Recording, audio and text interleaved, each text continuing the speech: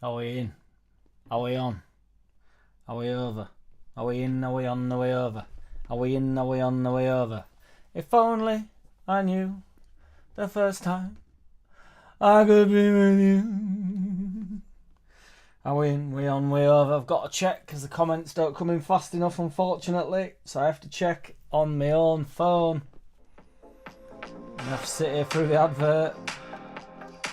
But the advert makes me feel that... Are we on the way over? Yes, we're in, we're on, we're over. Yes, what's good, everybody? You know what time it is? I've just been watching...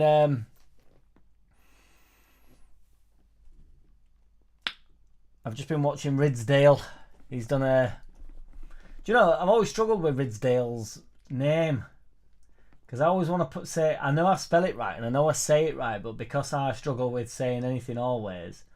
I sometimes think I'm saying Ridsdale, and then I think, is it Ridsdale or is it Ridsdale? Or is it Ridsdale? But no, it is Ridsdale, and it's spelled how I say it. So nobody do it how we does it. But you know, we're here now. We're on. We're over. But that's not what we're here for. So you know what time it is? 2 minutes past 9. We're coming in a little bit earlier on the old underlap. We normally do it on the Thursday, as we all know, boys and girls. But it's my bird's birthday tomorrow, so I can't be doing it tomorrow, surely to God. I'm off to Fazenda to get some meat in my belly. So I thought I'd do it tonight.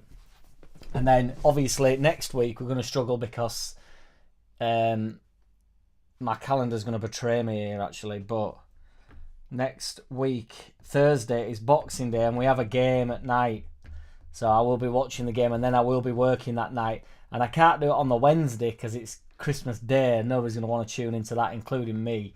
I'll probably be absolutely white girl wasted at that point. Tuesday, Christmas Eve, I'm working like a dog. So we might not get... Friday I'll be working, Saturday we'll work.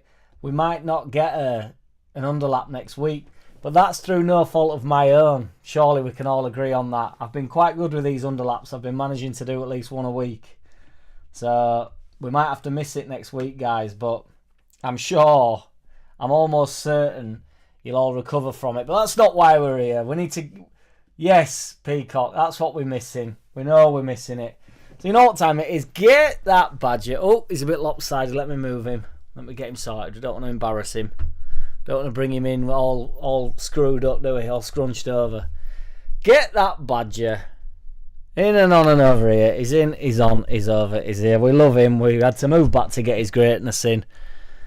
So now I should sound a little bit cleaner with my badger. We've got the beer Moretti we've stuck with.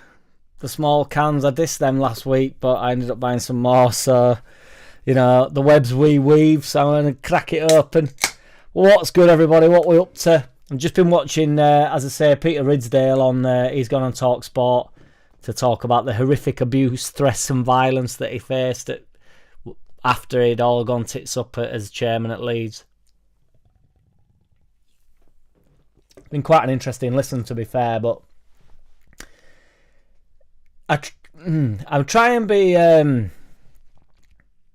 try and remain as straight down the middle as I can, really, with this stuff. So, because Ridsdale was like a big, massive part of my life as a youngster, like, you know, but there's no getting away from it, how irresponsible he was. But I feel like there's a bit of a... Because I've like defended Rads and stuff in the past, and to be honest, continue to do so. I think it went a bit tits up for Rads at the end, but I thought overall Rads were a good chairman for us, and he's put us in this position that we're in. You know, we 49ers, that were his deal. Whatever you think of the 49ers, not rest of it. Ridsdale... It's lines like "we lived the dream" is like the line, you know, where it's like, no, we didn't. Like, in a sense, you did, and I, you know, because all I want from the chairman is to spend a bit of money, but not be ludicrous with it, not be irresponsible with it. You know, I'd rather us all whinge about I'm not spending enough money, but as being a really healthy club, particularly when it went how it went. You know, he's just been saying on that interview on TalkSport that he doesn't believe if he was still a chairman that we'd have gone down, we'd have never got relegated. How did we get relegated with the side we had? And he's mentioning like Kuhl and stuff. Well, that he can't change that. Do you know what I mean? He can't do what about that. He can't make them play well on pitch. So it's not this idea that the chairman or what's going on at the club affects the players. I think it's absolute load of tosh. And to be honest, that whole train of thought gets on my nerves a little bit. I think it's a lot of rubbish. I think the players should just... I think the more and more, the further we go into footballers getting a fortune, the more it turns into that they take absolutely no onus for anything that they're doing. The responsibility never seems to lie with them ever. It's always like there's always something else going on, or the manager's done something, or it's the tactics, or ultimately at some point, you know, the players do have to take responsibility. The players that relegated us, we were really bad that year. You don't get relegated if you're not really bad. Obviously, that goes without saying. So I think if Ridsdale had been the chairman, how would he have kept us up? What exactly would he have done? Granted, we went through a little bit of obviously madness with old managers, and I mean, it was such a slap hazard time, wasn't it, at the club? But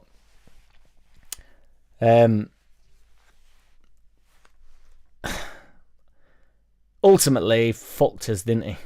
There's no other way of saying it. He bent us over big style for then 20 years, you know. I mean, so a few comments here. Just Cedar stuff says nearly destroyed the club by all accounts. Somebody's put, I'm a Liverpool fan, but if I remember, this guy basically was playing fantasy football with Leeds United and laterally overspent, thinking they would be in the Champions League every year, so he took a gamble. A gamble that ruined Leeds and got them losing the best players and down the leagues for so long.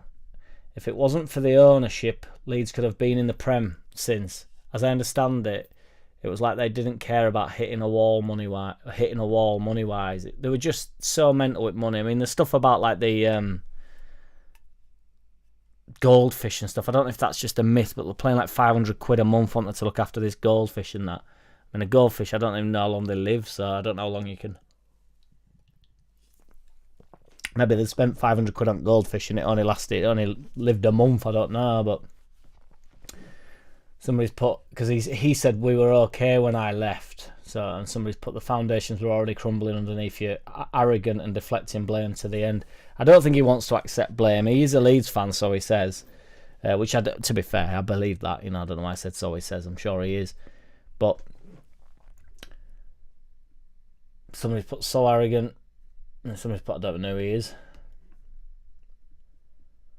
Football transcends business. It's a working man's sport. This man treated Leeds as a business and failed at running it as a business. He didn't treat it as a business, though. That's kind of my point. I wish he had have treated it more as a business.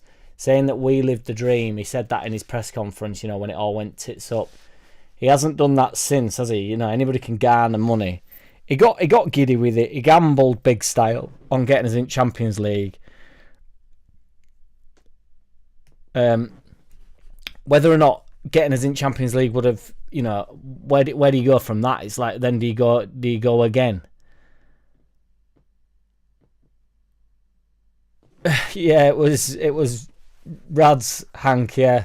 I thought that was like a meme. I thought it was like a joke, that certainly wasn't Ridsdale. Ridsdale's the reason, well, a lot of people believe. Funnily enough, David O'Leary gets a lot of the blame for the Ridsdale era, as though, like, if I'm managing a football club and every time I ask for, well, if I'm managing somebody else's bank account and I ask for 20 quid and they go, yeah, I have 20 quid, and then think, oh, pretty, you know, you give me 20 quid, then you go, oh, what about 50 quid? Like, yeah, 50 quid. I mean, that interview with Danny Mills where he's talking about how he just, you know, pulled the club's pants down and stuff, that ain't good business, is it? Evidently, you know, getting Danny Mills to bend you over and, you know, have his way with you, no Vaseline style. That's not good business, is it? Danny Mills pulling strings. It's just, that's what the 49ers, to be fair to them, won't be doing. That's why I'm on board with the 49ers. I don't think they'll get bullied. I don't think they care enough to get bullied in terms of, like, I think Ridsdale got a bit lost up in, he must have got lost up in all the becoming like leaving this insane legacy where we go on and win and massively win stuff. But ultimately, the gamble, I don't think clubs gamble that big. I think it's rare that clubs gamble to the level that you shouldn't have to. If you miss out on the Champions League once, it shouldn't. We shouldn't have ended up where we ended up, missing out on the Champions League once. That's just insane to me and obvious. Terribly run by him. Ultimately, it was fun. Like, he's tried to sort of pass it off as though we lived the dream. It was fun while it lasted, to some extent, but I think if we'd have all known what were going on, I think we all thought, was all aware that we're buying every player. I mean, I'd love to look at the statistics about how many players other teams were bringing in, but I just felt like it were like somebody's commented their Football Manager, like just bringing people in, anybody in. I loved Fowler when I was young. He was like my favourite player, like obviously when I was very young, before I was realised that you weren't allowed to like anybody that won at Leeds. But like, I liked that Liverpool side, like the Fowler and Berger and stuff. I liked all them lot. And when we signed Fowler, I was like, I remember being like ecstatic, and I got his name on back and everything in that blue Strongbow shirt. And looking back, Robbie Keane, and then we were signing like Darren Huckabee, weren't we, for no reason at all. And I don't know whether the decor was during the time of the madness, but then spent a fortune on Rio Ferdinand, and Mills came in. Fucking who else were there? There were so many players came in. I mean, I don't know whether Bakker was at the start of, I don't know who was part of the irresponsible spending, if you know what I mean. Because obviously we'll assign some players at decent money and decent, but Danny Mills getting a £50,000 a week contract or whatever he got, it's just, at the time as well, it's not even like, I mean, he's still not a £50,000 player a week now, but, well, not now, but I mean, even in today's climate, because he definitely won't get it now. But he shouldn't have got it then, and he won't be getting it now, is my point. Crazy. But yeah, we've learned how to do a poll. So I'm going to start a poll. Do you forgive Ridsdale? Oh, I spelled it wrong. This is what I mean. I can't spell his fucking name. It's like Ridsdale. No, it's not. It's Rids. It doesn't really matter, does it? You're all going to get what I'm saying. Start the poll. I personally do not forgive Ridsdale, and I normally would, but I can't. 49ers protects against bad spending for sure. Exactly. They will not be bullied in the transfer market, and then that, for me, I'm all for that in the workplace. That's all I care about. They won't be bullied, won't be pushed about. They'll have a barrier with each player. Once they get to a certain price point or whatever, they'll just pull out of negotiations, and ultimately, that's all. That's the best way to run the club. I know people have got Daniel Levy and stuff, and I think he could probably inject a bit more. I think he could risk a little bit more than he does. But I don't know the books, evidently. It's a good job I don't, because I won't be able to run them for him. But, at some point, the club has to be... There has to be a limit to everything, and Ridsdale did not see the ceiling. I'd love to know we were garnering that money as well. I don't know. It says here I am. It says I've been live for. I don't know.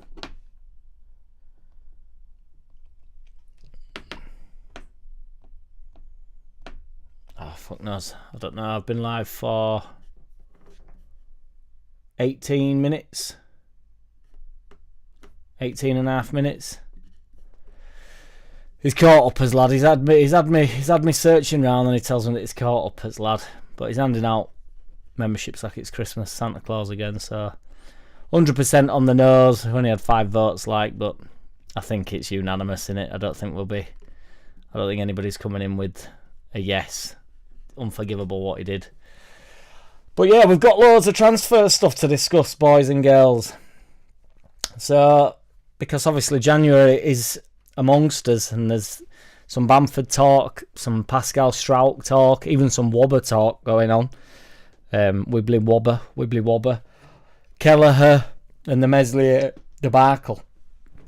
So obviously a lot of people are doing videos at the moment about who we desperately need. We need number 10, you know, we need number 9, we need a wing back as, you know, who don't we need? But, you know, we need a full 11, don't we, when we get up into Prem, apparently. We did other week about who we reckon can cut it. Okay, now there's a yes in for Ridsdale here. That might even be 2 yeses, I don't know. It's on percentage based. My cats are going ballistic outside. They obviously think I'm talking to someone, which I am myself. So we're going to start with the elephant in the room. We're going to start with Bamford. Apparently, so this, honestly, there's absolutely zero chance that Bamford is leaving in January. However, there is some talk that he's off abroad. So Serie A zone.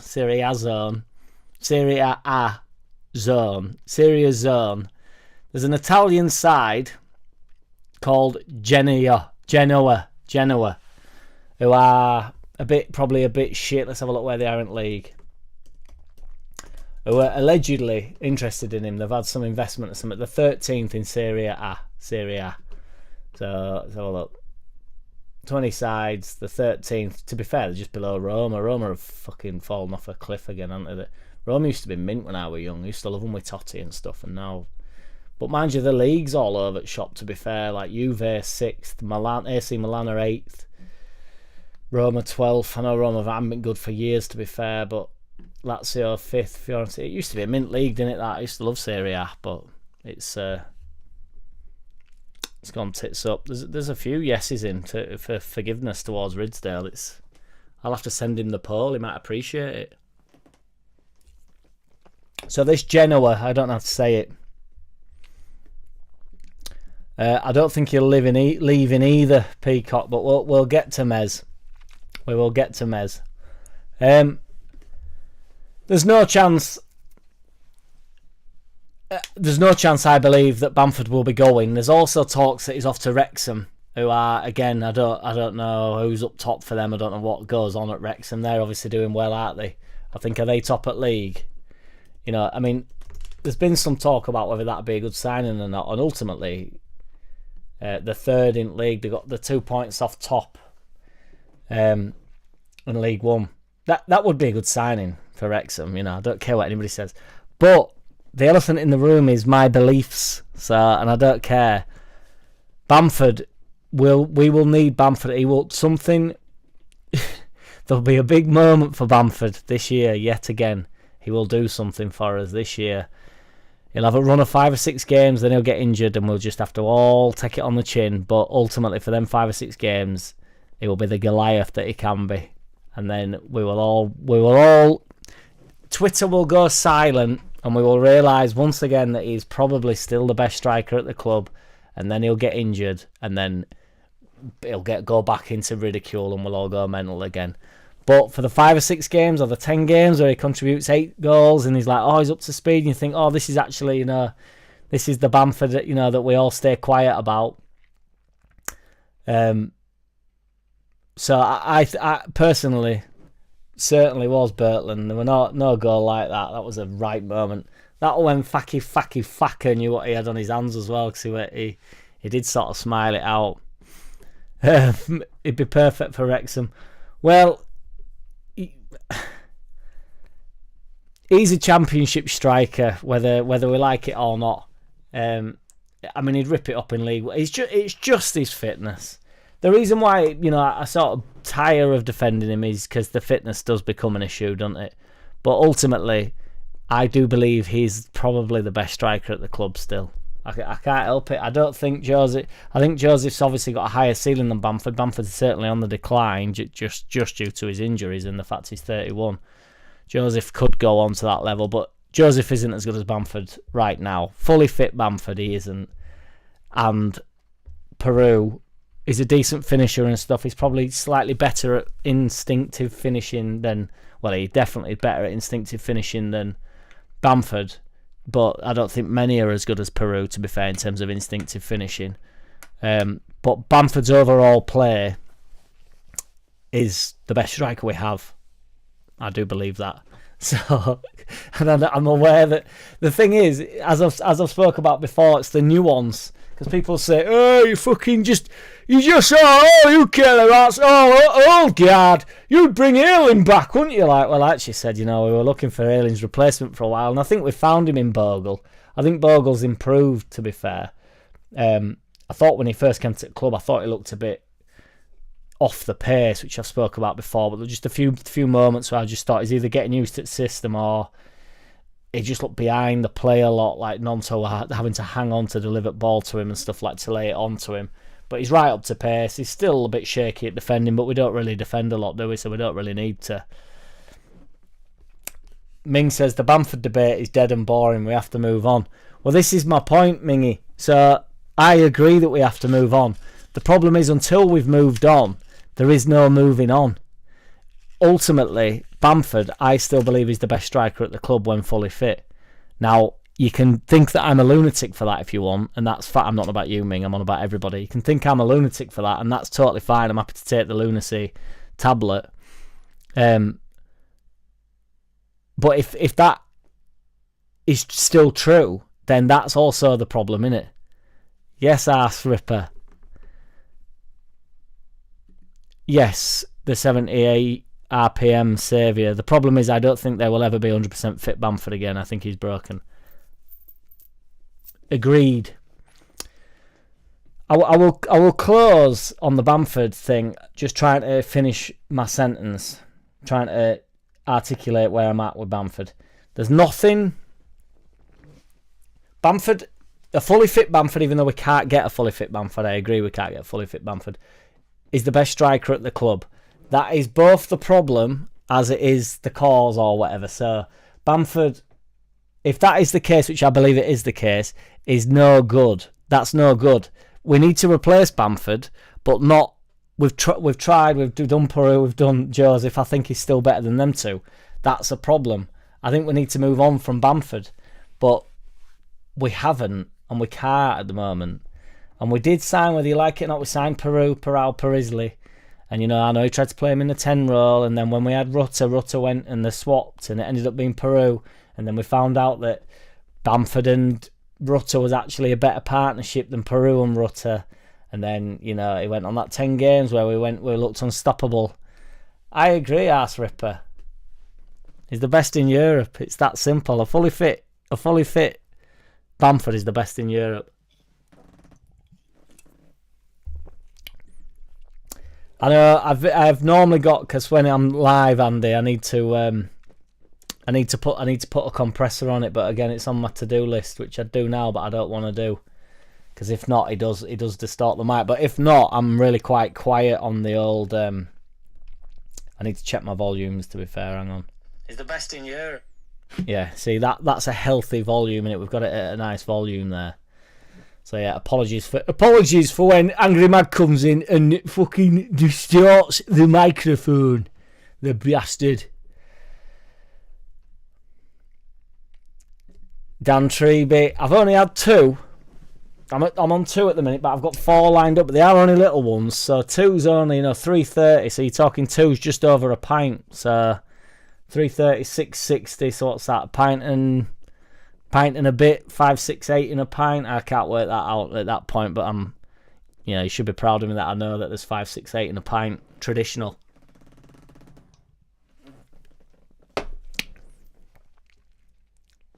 I know you did, Ming. I know you did. But if something comes up, then it must come out. I can't help myself. Need versus want. We always want 11 better players. That's a fair shout, Hank. There is a definite difference between needing and wanting. I mean, the only thing I would caveat to that is I don't know if we need anything to go up this season. I think we need reinforcements when we go up, but it's not that I think we should go up with this squad. I'm not on about that. All right, that's Ripper. I'm enjoying the bringing Bamford up relentlessly, but Yes, Andy Bowling. Yes, brother. Thank you for becoming a member, dude. Yeah, I don't know if we need anybody to go up, and I've seen a few people talking about this, saying like we should be going up regardless because the squads that Farker's got, he can't get a tune out of them. We've got the best paid players in the league. We've got the biggest budget in the league. Aronson with 25 million. Like, yeah, but is Aronson a 25 million pound footballer?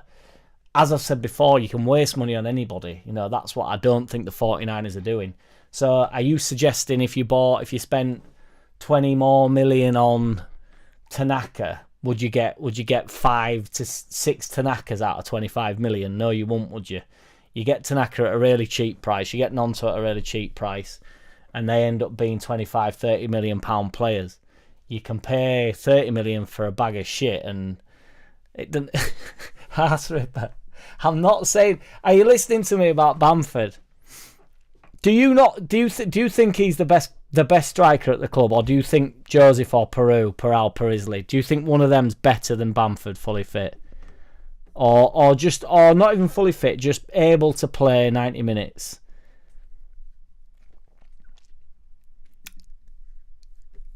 Andy, I'm improving every day, mate. I mastered the poll. It's so easy to do a poll. It's so slack of me. Well, you know it, Ming. I'm coming for them boys. I ain't messing. I don't play no games.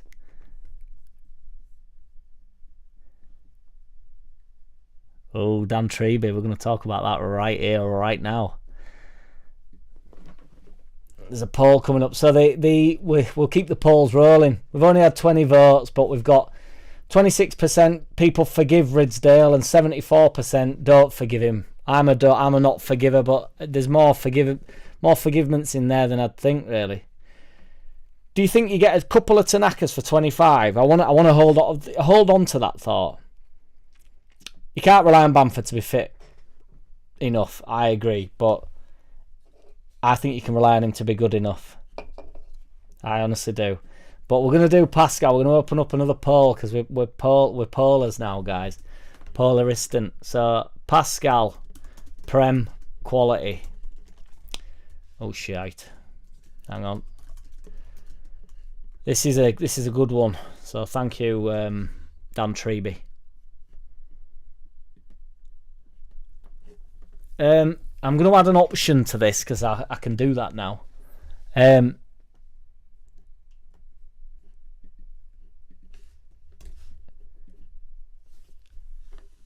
What would be the option? Yes, just not top 10. Because I think, what do we mean by Prem quality? Because mine would be yes, just not top 10. So let's talk about Pascal. I'm going to highlight my guy's question. Here's a contentious opinion. Pascal isn't Premier League level. I presume you mean Premier League by Premier. Too little pace for that level. Now then. Doesn't need. You don't need to be. You need to have some pace, evidently, but you don't need to have blistering pace. You need to be able to read the game at a remarkable rate, though, don't you? Which they all can to some level. Now Pascal isn't. I feel like his turning circle is not the sharpest. We've already had 13 votes in here. 54% say yes, 23% say no, 23% say yes, just not top 10. I think yes. Right, we can combine the two things here. So there's some nonsense talk about Pascal Struick to Spurs. Now, there's a few reasons why I think that's absolute nonsense. Spurs are in a bit of a sticky spot at the moment. They've signed Gray. They signed Gray from as he doesn't play. I don't think that'll wash with the Spurs fans whatsoever. Hey up CB, what's good, brother?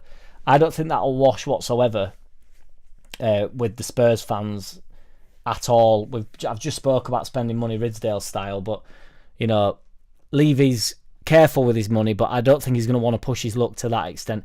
And also, how much money do you get that Bam Bam in and on and over here? I also don't know if...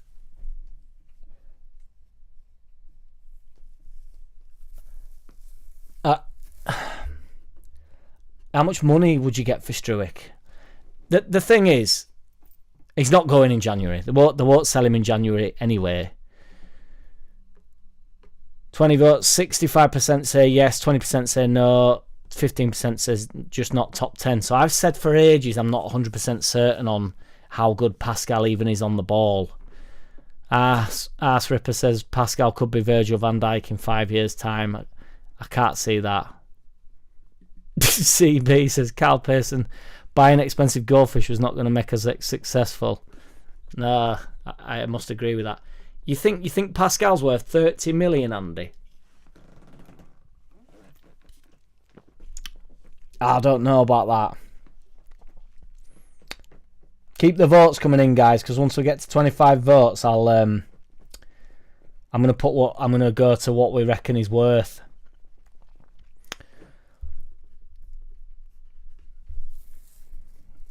We're on 21 votes currently. 62% say yes, 24% say no, 14% say yes, just not top 10, which actually surprises me, as I was just saying. So I got a pelters a while ago because I'm not certain that Struick's... Also, how old's Pascal? Because we sort of talk about these lads as though they're like 20, and he's definitely not 20.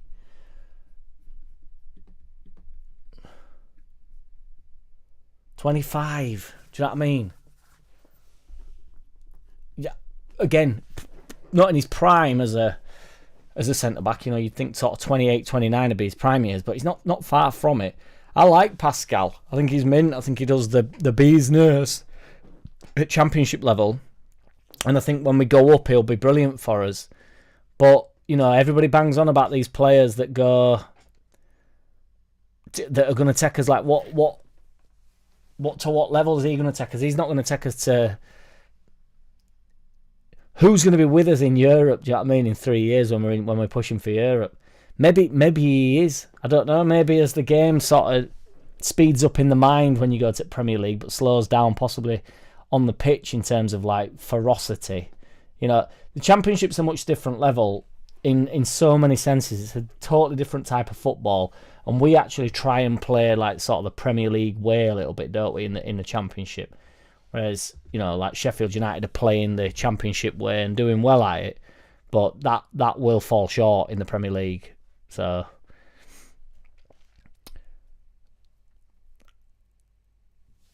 Dan Trevor, it's a good point, dude. Farke's system plays very high, need pace in our centre-backs. They just need to read the game really well. Andy Bowling says, buy Rashford. As much as Rashford does my head in, you'd take him, wouldn't you? 23 votes, guys. 2 more votes. Go on, stick a couple of votes in. We've got 39 people in here. Stick a couple of votes in, guys, and then I can move on from this poll. But it's actually not as landslidey as I thought, because I thought there was a stage when if you said anything bad about Struick, you got the business from him. Bertland says Struick is top, massive contributor. CB Stunt want Rashford. 78 RPM Savvy says Pascal will be in the Prem next season if we do not get promoted.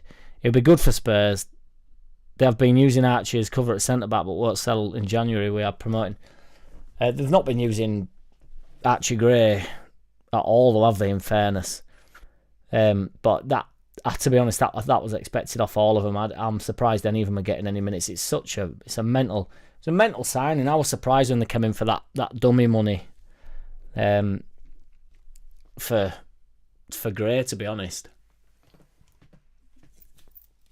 And I don't know if the club even planned for that. Right, the poll, I can end the poll, boys. So, 25 votes. Thank you to the voters, boys. And Bob. Bob's not here yet, I don't think. The results are in. Yes, 56%. No, 23%. And then 20% yes, just not top 10. I'm a yes, just not top 10 voter. Although I think he can get us in and around 10. But by the time... But here's the thing. if we manage to remain in the Premier League for 5 years, I think we can do with Pascal for 5 years. This is the thing about players and sort of knowing where we're at. Ultimately, we're not going to go up and like smash it up, are we? With or without him. We're either going to have a really good season next year or it's going to be horrendous. But I think it's more likely to... The first year, I think we'll have loads of spunk in us balls and we should be all right. Second year, it'll get really difficult, and that's when, you know, players start to get exposed a little bit. So I'm going to keep these polls rolling because I know how to poll now. So we're pollers now, aren't we? Pascal's worth. Because I think some ratings are wild. So less than 10. Is anybody in any argument that he's not worth 10? Less than 10, more than 10.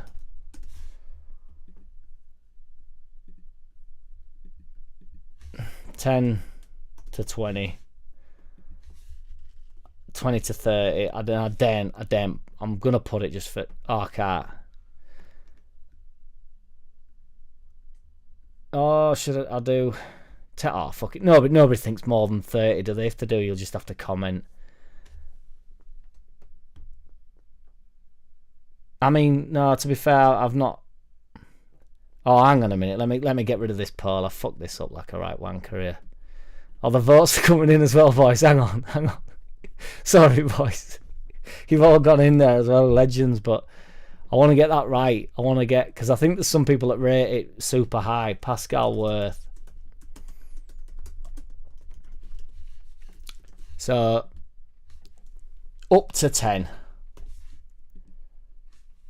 15 to 25. Up to 15. 15 to 25. 25 to 35. 35 plus. That's what we'll do.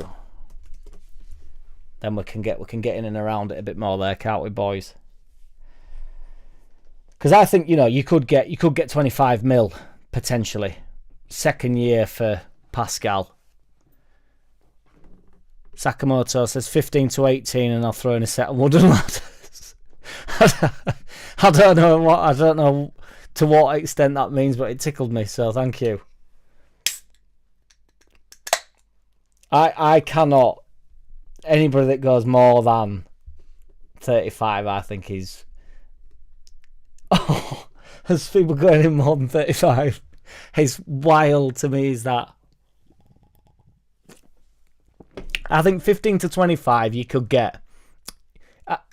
You could get even now. I think you could get 15. You get 20. I think you get 20 million for him for quite a while. If we go up to the Premier League and for some reason he rips it up to an extent. Bertland, you must be having me on there. I think you could maybe get a little bit more than 25 for him. 50. That is mental. 50 million. How much for Van Dijk? Did they pay 70 million for Van Dijk or something? I think it were. Yeah, they paid 75 million for him. So Arthrop going 60. Any advance? Keep them rolling in. We could get an auction going from here. Oh, Bertland, I think you're living in cloud cuckoo land, man. CB coming in with the big 75 mil. Well, to be fair, Hank, I ain't ruling that out.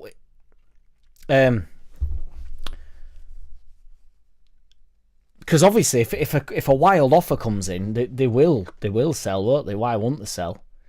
You know, if they'll have every single player at the club now. I said this in start of season. They were all up for sale. That's why they were talking about Gruev and stuff, and they were putting people up. I think they put the feelers out for everybody. They tried to see what they could get. Peacock Whites knows where it's at. 100 mil easy. 100 plus.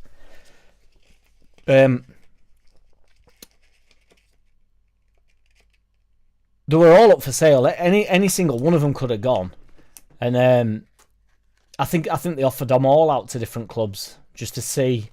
And I think it's in quite a light-hearted fashion as well. I don't think, like in desperado mode. I think just like going, like an easy release, just letting you guys know everybody at this club's for sale, but we will not, as I keep stating about the 49ers, we won't be bullied about it. I think anyone could have gone. I actually said in the season, like, if somebody comes in for Peru or something, who's had like an half-decent season, got a few goals, but, we've all got a bit frustrated with him. That's why then obviously Rutter ended up going. I think that was a slightly different scenario, but Somerville, Gray, big money comes in, they go, don't they? And to be fair, we've responded well, haven't we? We've lost them players, and we don't. People are saying that we're stronger now than yesterday, and to be fair, I do think the squad is probably stronger now than yesterday. And by yesterday, I mean the start of the season, or. I mean, when we first went down and we had Sinistera and everybody, I know Sinistera is a clown and, gone to go be injured at Bournemouth or wherever he is, but that side were crazy. Who did we batter in really early on in season? It were in August. I just remember, I think, I'm not gonna be, it were a high scoring match.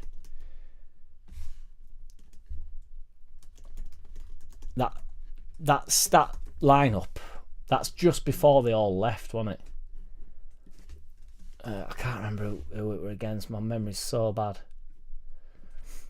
But we just looked like we actually conceded a few goals as well. But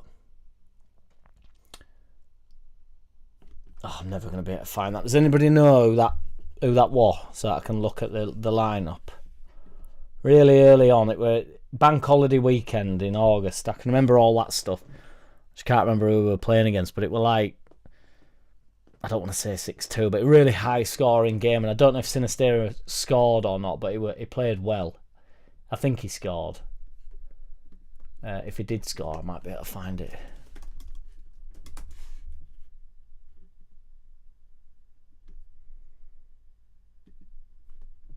Does anybody know, guys?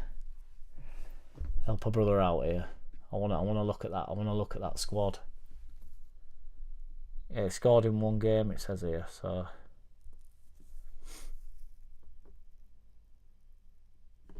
Oh, fuck off.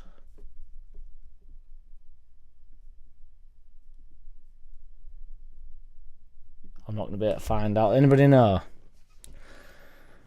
Come on, guys, help me out here. Get them comments in. Get me out of this rut. Yes, White Snake. What's good, lad? Who did we score? Who were that Mink game against at the start of last season? When we had all the players in. Bank holiday weekend. Leeds United. Championship.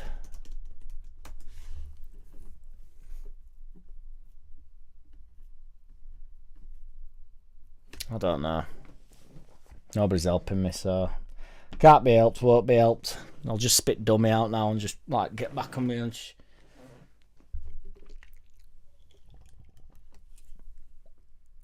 the specific question is at the start of it wasn't Ipswich because we battered them.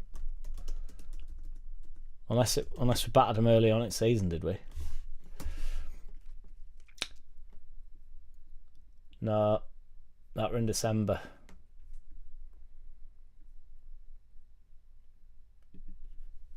Fucking.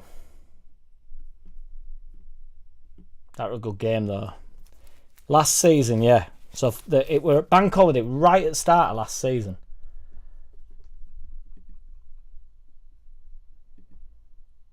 I'm gonna have to flick all the way through, which is so depressing, but I'm gonna have to.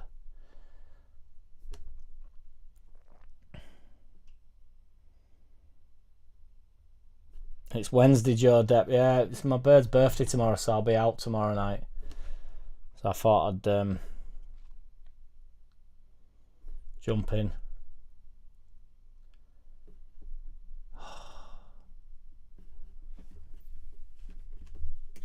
I'm going to have to just quit out because this feed will not be very enjoyable if I keep flicking through this.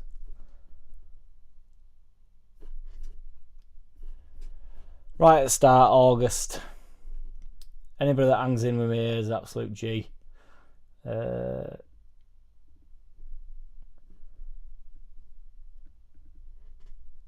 I might be on the verge of finding it here though, because I'm in Prem now. Oh, fucking hell.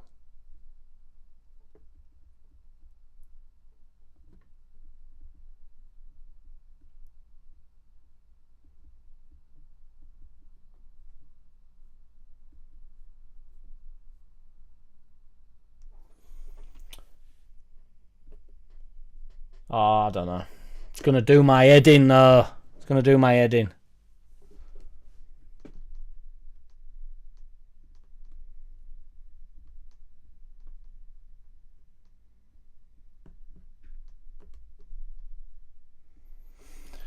Fuck knows. We won 4-3 against Ipswich. Yeah, but that one in August, was it? They didn't get... I feel like we won like...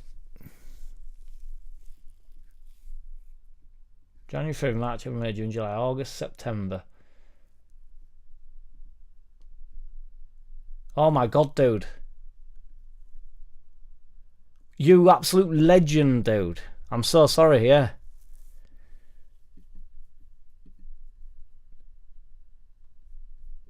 Yes, because we went... Yes, because we had the mental start to the... We had the mental start, didn't we? So, yeah, I've got it here. Three goals in 19 minutes. That, to be fair, Rodon has scored an own goal as well within that. So we actually went 1-0 down there. Then we went 3-1 up. Andrew Thompson, I'm so sorry for disregarding you. Everybody's coming in with Ipswich now.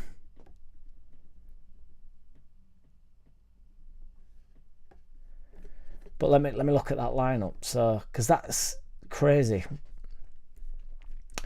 So Meslier in net. Ayling right back, and I've really gone mental at that, but Rodon, Struick, Byram left back, which again, you know, regardless what you think to that, is a mint back line, isn't it? And we're talking 2 years ago now, even longer than that. Then Nonto, Archie Gray, Ampadu, Sinistera, Peru and Rutter. Pretty good going that. Then we had Somerville on bench, which obviously we're coming towards, and he was going to... I mean, he ended up coming into the side and ripping it up, didn't he? Cresswell on bench, Giabi on bench, Drama, Helder. Mental how much we've changed since then. That lineup's maybe not as strong as I initially thought, but ultimately that's mint. I'll be interested to see what it was like the weeks prior to that. I just remember... Oh, you clown.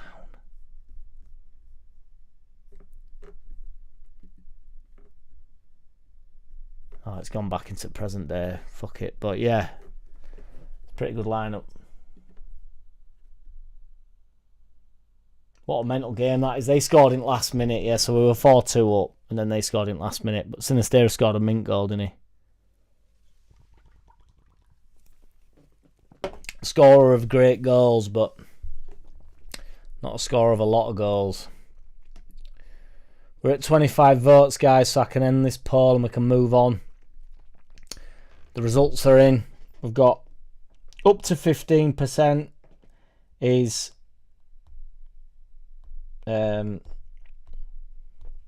shit, I can't see my own poll. 36%. 15 to 25% is 40. 15 to 25 million is 47%. 25 to 35 million, 7%. 35 plus is 7%. So the consensus is 15 to 25, which I think is right. I think you'd get 25 million for him. I think anything over that, you're getting towards lunacy, truth be told.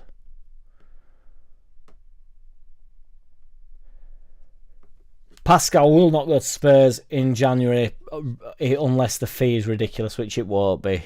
I don't think Daniel Levy's going to come in with some sort of mental figure for Pascal. I also don't think it's worthwhile, is it?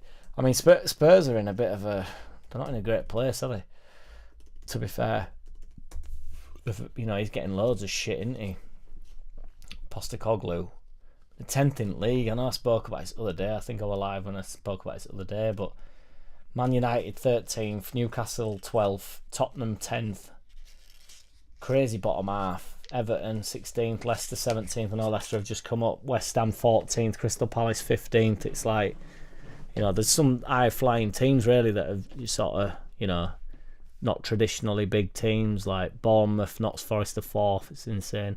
Fulham are 8th.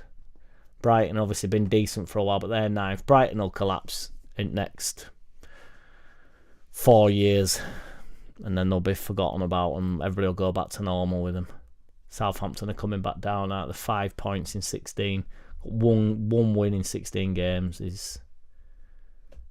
Do you know what I mean? That's my only fear, but I don't think we'll be at that level of bad. I think we'll be at the level of bad that Leicester are. They've played 16 games and won 3.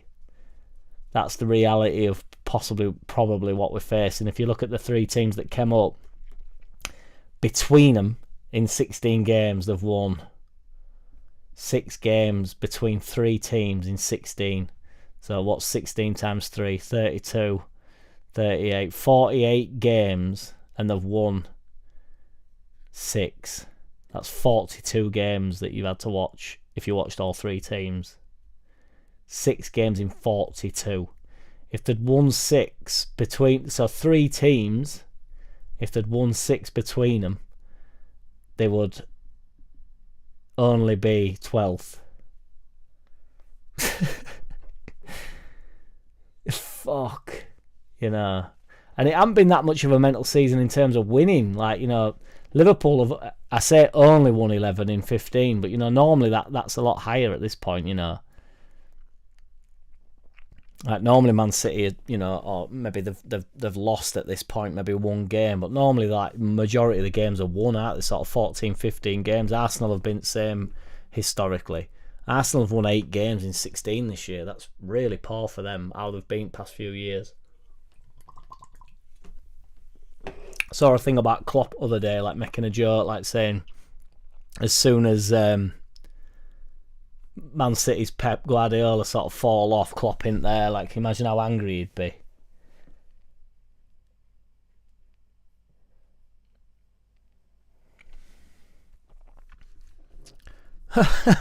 Yes, Carl. Yes.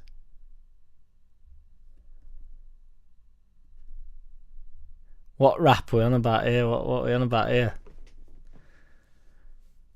We beat the top teams home and away that season, ironically, only 15 months ago.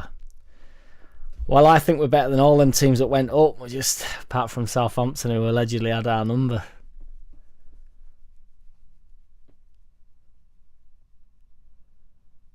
Oh, is that what you're on about, Andy? Yeah. I've not seen it, to be fair.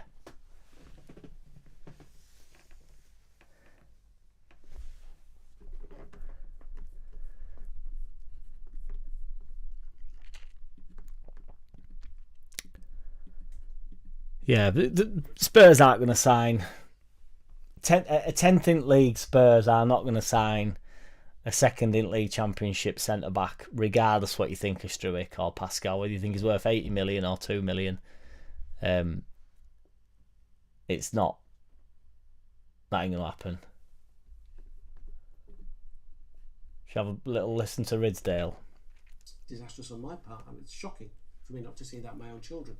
And that was because of mistakes I'd made, not mistakes they'd made. But the thing that I find quite interesting is I haven't been at Leeds since 2003, and I get more grief from under 25s than over 25s.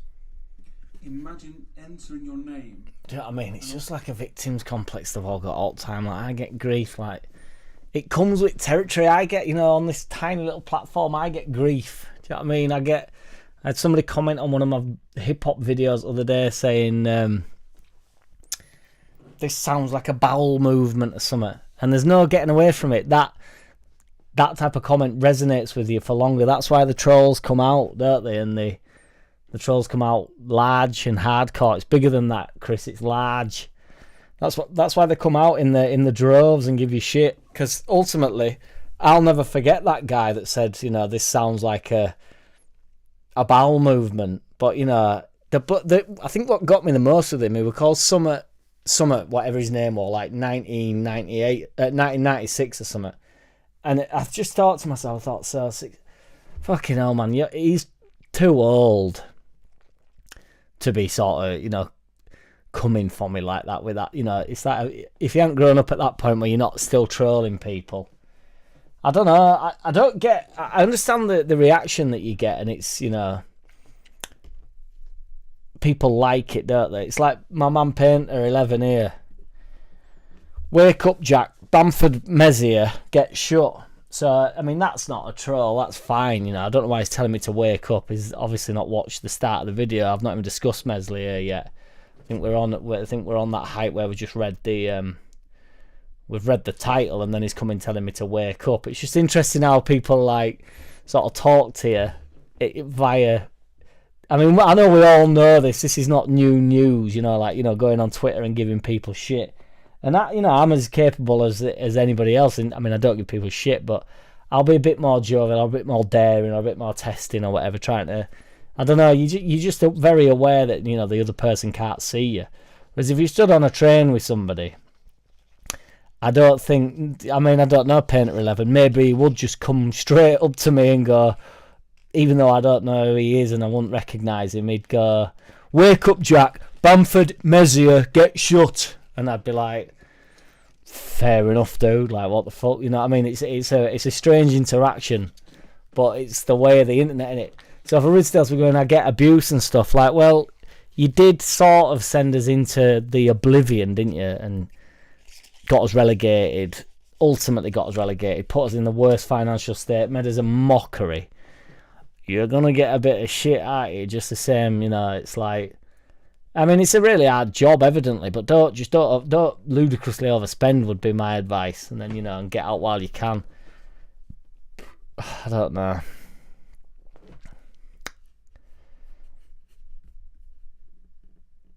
It will be outselling me, Andy. Yeah, we don't have the following them boys have, do we? Unfortunately, every rap I write straight from the hip hop gods as well. Unless you listen to that bloke from 1996 who says sounds like a bowel movement.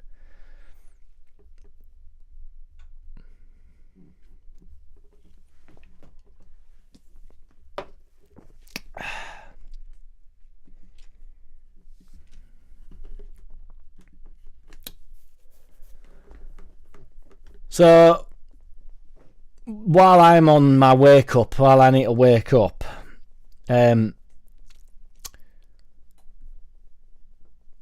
Meslier, silent S, is being discussed like there's no tomorrow, as though we can't just have him in the squad and maybe have him second, and all these statistics that are coming out saying his goal stopping shot, his average is terrible in comparison to this guy in the fucking who's 21st in League One, and he's all this, and he's the worst keeper in Europe, and all this stuff. He massively overspent though, Carl. It's like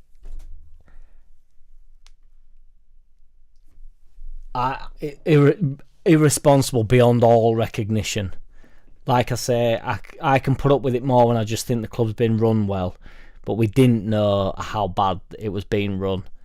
You have to trust. I actually trust them more when it's like we're not just getting this. I'm going to talk about Meslier Santos because they're on about this Kelleher.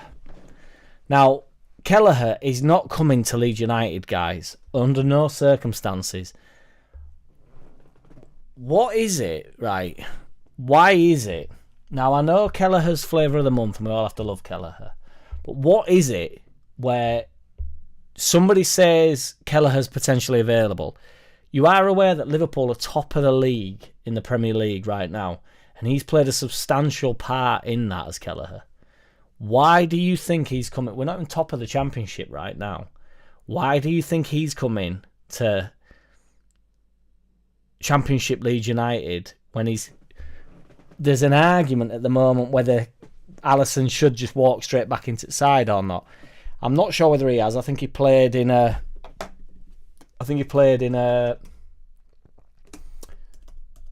Champions League game as Summit did, Alisson, because I think he's getting back towards fitness, and I would imagine he comes back in. Quarter-final today would be a good shout. They've just beat Thingy. It was Kelleher in net. But granted, that's the FA Cup, so let's have a look at, or the EFL Cup.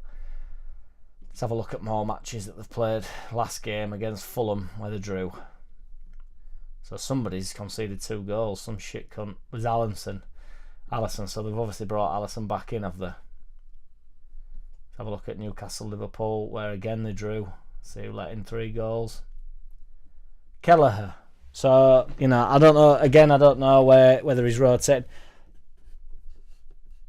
Yes, Ming 59, hands in the mark like it's Christmas again. Santa Claus is here. Sripper says we have no chance of Kelleher. 100%. Hank says who cares on who the replacement is? The point is getting a better keeper so we don't have to watch the Champo.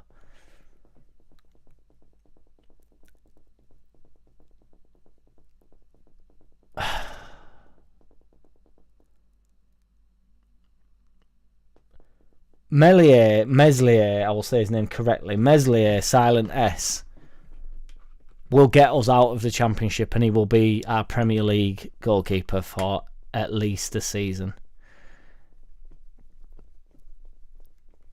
The areas where we need to improve, all areas, depending on to what level you want to go to. Granted, there's positions more important than others. Meslier, silent S. I don't know how good Meslier is. I went through a patch of thinking that he could be a top goalkeeper. I don't know if he can be a top goalkeeper. He's only 24, which is very young as a goalkeeper. I mean, it's just coming up here. Mikel Arteta eyeing surprise Leeds United transfer raid in January. Arteta wants to reunite player with Ben White at Arsenal. It's just like, what a load of shit. Kelleher. Honestly. Let's have a look here. Hang on a minute.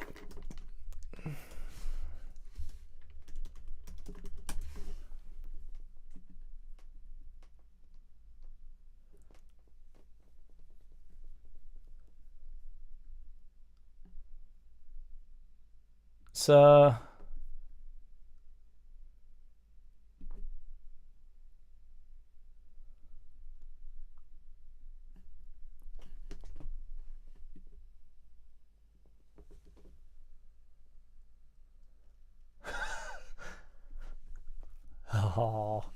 I was hoping that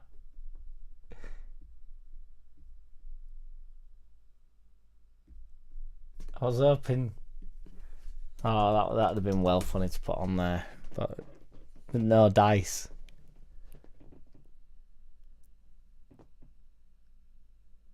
What's going on? Did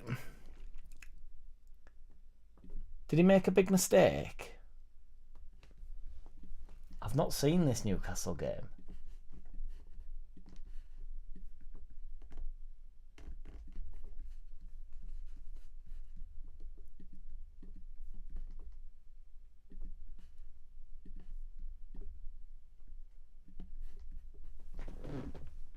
I don't even think Keller expects anybody to be there. You've also got to take into consideration that he's just completely on his own. No one's marking him. He's run away from his man and he's put the ball in the back of the net. It's as simple as that. Yes, Kelleher needs to do better there. Then when he saves Mbappe's penalty, he's like the biggest hero in Liverpool. Seen all over Twitter since this happened. There's so many Liverpool fans having a go at it, just completely doing a 180 on their opinion on it, taking back everything that they've said before that game. The number one keeper's injured. Someone has to step up. He's done that, and he's arguably been better than Alisson last season and this season as well. But the guy's some slack, man. He's more than delivered for Liverpool, and he's done everything he can to keep them in games, doing it on the biggest stages. He's been arguably the best goalkeeper in the Premier League. I expect someone to just be perfect week in, week out. Obviously, he is going to make a mistake or two. We'll just need to support him instead of trying to bring him down, because look at what happened with Carriers. You know what he did is obviously a much bigger thing, but it's... Oh, friend!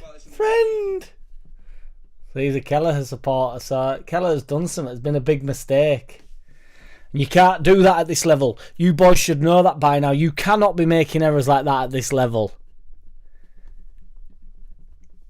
It's a disgrace. Andrew Marsh says, let's just get to Prem and get a number 10 in January. Get a proper number 10 in January. I would take, well, I would obviously take, I'd take a better player always and forever. But I would, hang on a minute.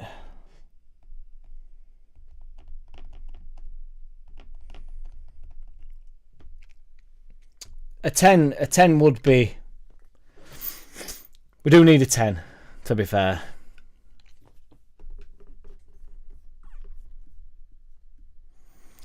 A lot of talk about this, what's his face?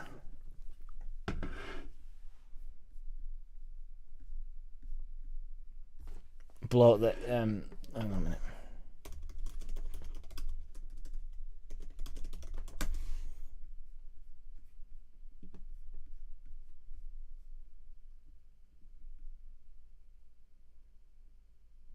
"28 minutes ago. Do you want to read this for me, guys?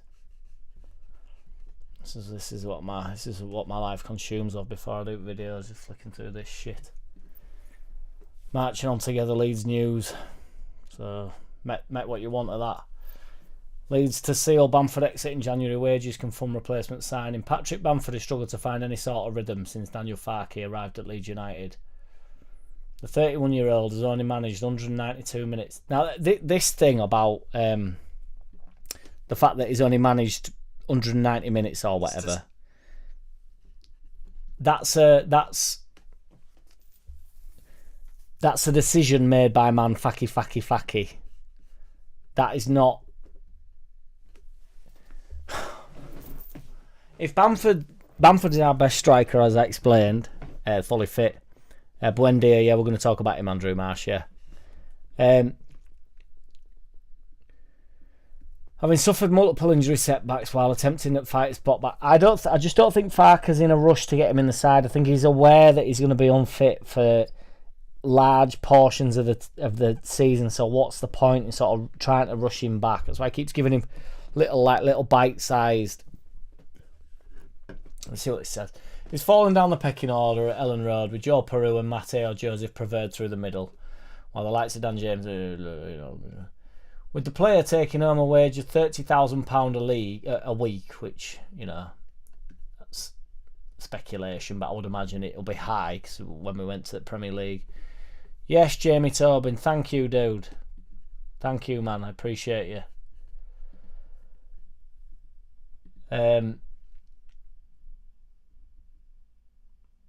White's could look to get him off the books as soon as possible. His exit from Ellen Road, however emotional with the fan base, could be the difference between automatic promotion and the playoffs.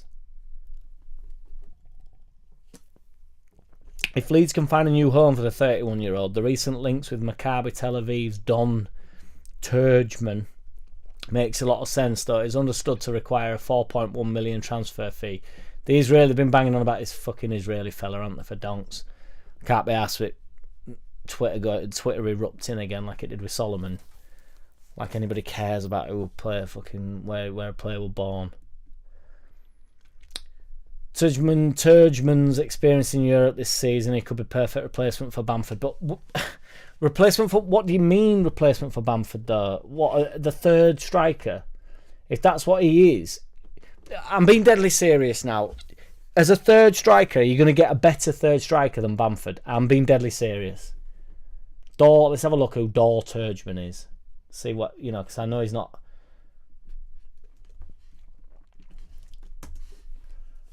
You know. To be fair, he's only 21. I didn't realise he was 21. He's playing for Tel Aviv, you know.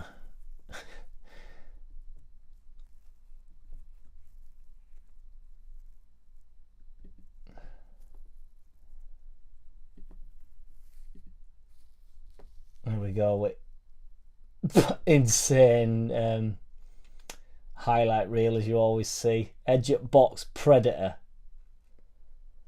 on turn there, beating his man. Bet he beats this man again. Oh, he's beat him again. Beautiful finish. Bottom right hand corner. Look at him beat the same man again. Look at that. Number 9. That's what you want in it in front of goal. Here he is. Isn't him yet, I don't think. Or is it? Could be him. Oh no, this must be him. Oh no, that were him. Here he is again. Look, beating a man. Got tackled, but still beating him. I bet he beats this man as well. He beats him. Oh, he wins a free kick. Get him on ball. Right, I bet. Oh, look at that flick. Get him on ball quickly. Get him on ball. Turn. Oh, he don't turn. He's unselfish. Get him on ball. Get him on ball. Oh, look at that. Unselfish yet again. Sets my guy up who does the business. Get him on ball. Look at him darting in there, running into the box. I bet he strikes this home. Look at that finish. Can you imagine? Seriously, it's like, it's fucking mental, innit? Do you honestly think this guy, come on, look at that ball, bringing it down, plucks it out of air, rifles it home first time. It cracks me up, man. Technical striker, skills, goals and assists. It honestly, it cracks me up, them highlight reels. And I get them, you know, they're sensational. I want him big style now. I want door Turgeman in the door, not my door, because that'd be weird. But, you know, what a finish. Touch, beats a man, flick, unselfish. It's like, you know, I don't know. The highlight reel, to be fair, that actually reminds me, and unfortunately I can't remember the player, but me and my brother John were watching Portugal play. This must be years and years, and must be about 10 years ago. But there was this massive dude up top playing for them, and I can't remember if it was Danny Murphy or something. But he brought it down on his chest, and he must have had a shot from about 40 yards out, and he pinged it, and it wasn't horrendous. It didn't like fly out at ground, but it was never goal bound, you know. It was never going in. And then Danny Murphy, whoever it was, goes little bit ambitious from that. So me and John was just straight on Twitter like, I'm going to have a look, because obviously everybody's watching games out the World Cup. And the highlight reel were coming up of this gadget. I mean, and he's playing for Portugal. You know, my man Dor Turgeman, you know, I know he's only 21, he might be the man, and he looks it to me.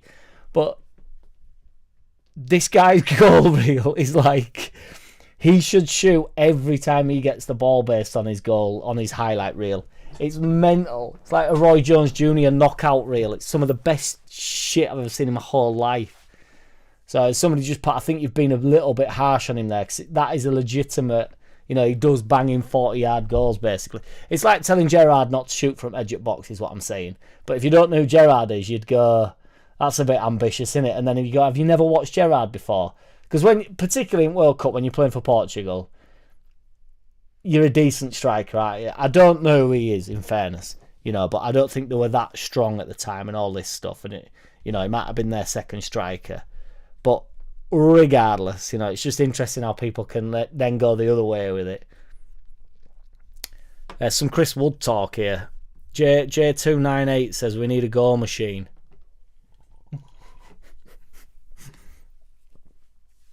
Which, as much as I agree with that statement, and it's a tremendous statement, we definitely need a goal machine. But, you know, I've just shown you a goal machine. Hey, are you telling me that this guy in a goal machine plucks it out of air, one touch, no more, rifles it home? Are you telling me in a goal machine plucks it out of air, one touch, rifle? Are you telling me in a goal machine one touch, plucks it out of air, rifles it home? Are you telling me in a goal machine? Even he must have known. We can all do that. We all need a goal machine, don't we? Hank says you can't fake control like that. You can't fake a finish like that neither. Rifles it home. We all saw that rifle. I'd take Chris Wood up top. I mean, yeah, you'd take Chris Wood. Chris Wood's on fire, isn't he? I bet that's tapered off a little bit on it, to be fair, but he had shitloads of goals a few weeks ago. 10 goals, 16 matches. No assists though. No assists. My man, Dor Turgeman is unselfish. Chris Wood's selfish. 10 goals, great. 16 games, goal machine, but No assists. It needs to be a bit of all. It needs to be a bit of everything. My old Jack Russell had better skills than Bamford. Outrageous.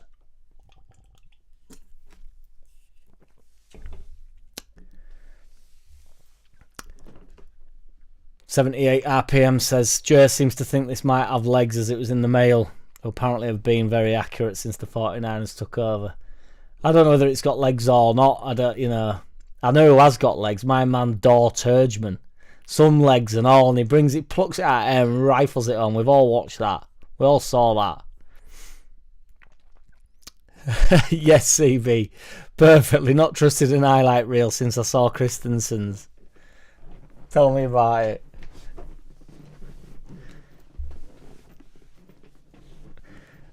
Interestingly enough, about that 78 RPM saviour, I'm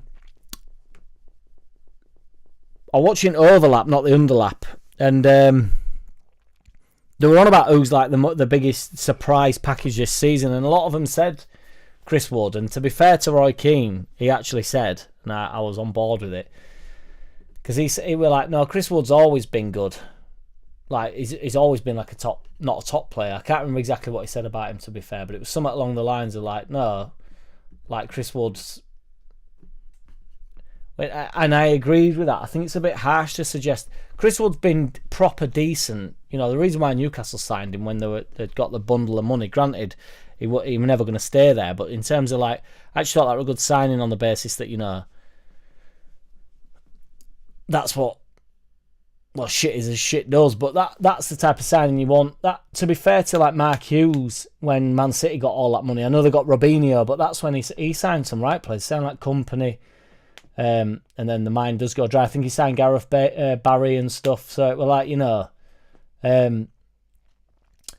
Premier League footballers, and sometimes, you know, he needed a bit of stability, didn't he, Eddie Howe, and he got it with Chris Wood, you know, and then you move him on after a year or so. And then he's ended up at Forest, and now he's, you know, smashing it up. It's awesome, really. I mean, I also think stuff just falls into players, not into players' laps, because you make your own luck. And I'm not saying Chris Wood's lucky because he's got to take his chances and stuff. It's certainly not luck. But just the whole thing, it's gone well for Notts Forest this year, hasn't it? And I don't want to be a dick, but this won't happen next year. Notts Forest will be shit again next year. Or not, they don't have to be shit, but they won't be fourth in the league, will they? Do you know what I mean? They're gonna taper off big style, and then he's not going to get 10 goals, is he, next season? I mean, I think he's 33. I think I've just seen there. Yeah, 33. So, to be fair to him, I mean, he's had a brilliant career, but they'll get another year out of him, but they won't get a 16. This isn't happening again. 16 matches, 10 goals. Also, I don't want to be daft, but this could go to a point where by the time they actually get to the end of the Premier League season, he's still got 10 goals, do you know what I mean? And he's played 38 games, then suddenly you go, well, no assists, that's when the assists come in, that's when you need Turgeon, that's when you need Turgeman. But, you know, when you get to 32 games and 10 goals, or 32 games and 11 goals, it's like, that's a Chris Wood season. Let's have a look at what he's got previously, because I bet he's always had in and around it. 31 games last season, 14 goals. Damn, honestly, but sometimes year before that, he's not played a lot. Year before that, 7 games, 1 goal. You know, the bloke picks up goals, doesn't he? The bloke's he's a Premier League striker, you know. And he's always fit.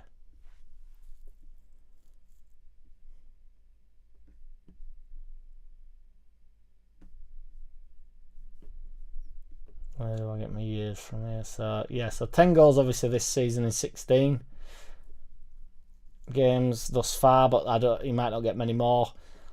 The year before that, 31 games, 14 goals. That's what I'm saying. He might end up getting 14 goals this season, and then it's a normal season for it. Innit? I know he's smashing it up, ripping it sideways, but the year before that, 25 games in the Prem, 3 goals, I mean, I don't know who we were playing for.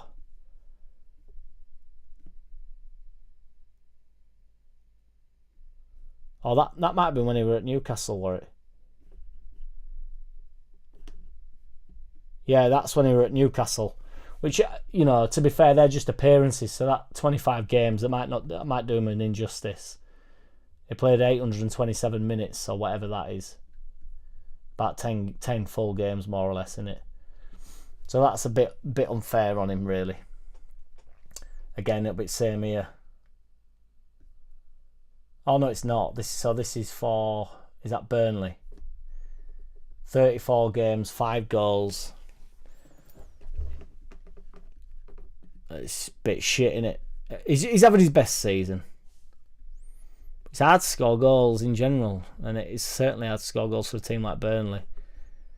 Then the year before that, I'm going to stop after this year, so I do apologise, guys, but 33 games, 12 goals.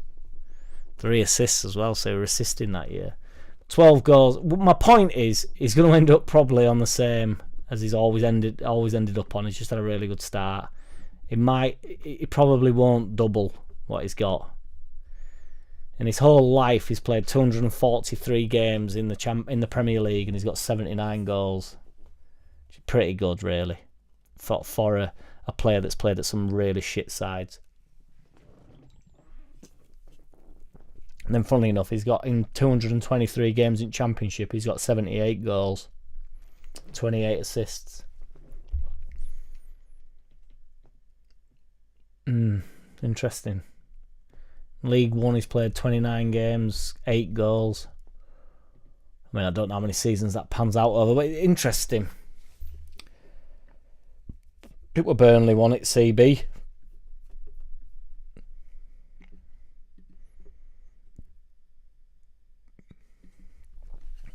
Andy Carroll again. Andy Carroll's a bit of a... He's banging goals. He's highlight reels ace. He's playing in like some low league somewhere, isn't he? He's banging... Well, not banging goals in, but he's got a world it of the week. Is that playing in some like non-league shit or something?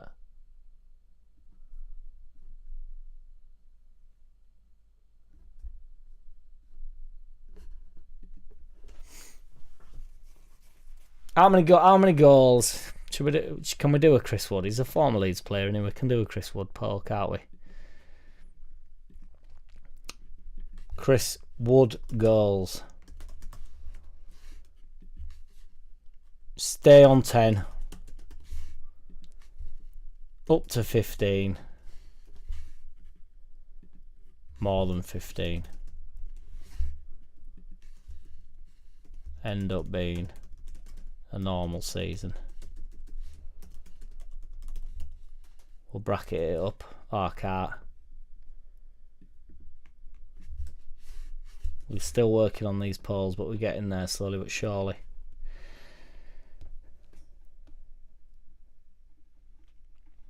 Wood goal seems a bit mental. I'm actually going to put my neck on line and say, yeah, France at Bordeaux. That's the one, dude. Yeah, he's banging goals in. Yes, Ming. Turge is the new Latiz, mate. No messing about. See, already 7 votes. Everybody's going in 15. It'll be a normal season, won't it? The poll term, yes, Ming.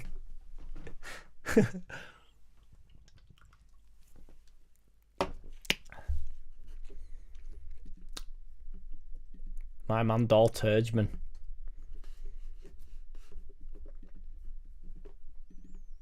One more time.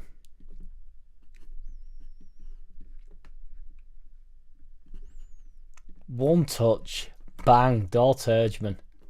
One touch, bang. Dor Turgeman, one touch, bang. Hey, I'll tell you what would be funny if that wasn't Dor Turgeman and the guy that delivers the balls the Dor Turgeman. That could be the case, but I know it's not because I can see the number with my left eye.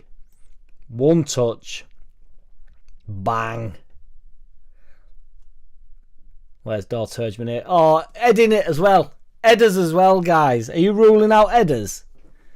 We've got one touch, bang. We've got the bang there.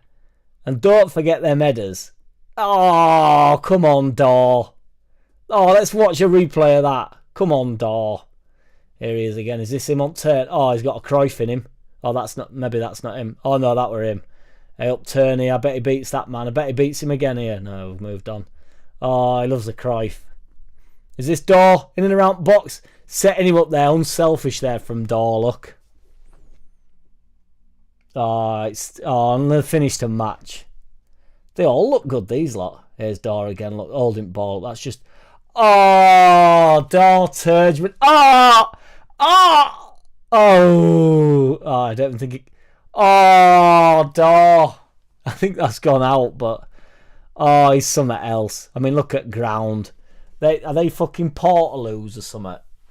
Look at them red things up here. Are they Portaloos? Oh, Daw Turgeman. Look at that. Oh, he's got a dive in him as well. Oh, beat him again, Daw. Oh, no, he delivers unselfish. I forgot. Daw's unselfish. Oh, Cruyffy. Go on, beat him again. Beat him. Oh, he wins a free kick. Picks up a free kick. Daw's in here. He's in. He's won a pen. This Daw's got it all. Oh, headers. Headers again. Another header. In off at post. He's toying with them. He's playing with them, his Daw Turgeman. The turgid one. Hey, we've gone off there, haven't we? But you can't beat highlight reel. I'm trying to think of some funny players. Highlight reel would be the best to go to now, but yes, 78. We should, mate. Can't smash them yet, Ming. Got to wait. It's like Christmas, innit? Got to wait for that smash. Well, I say wait for the smash. Got to wait for the presents is what I meant. I don't mean wait for the smash, because you can get that whenever you want, mate. You don't have to wait for Christmas for the smash, but you know what I'm saying. You got to wait. What? Absence makes the heart go stronger, or whatever it is, fonder.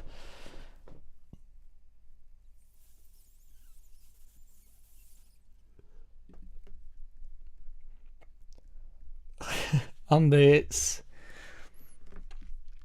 Augustine. Love it.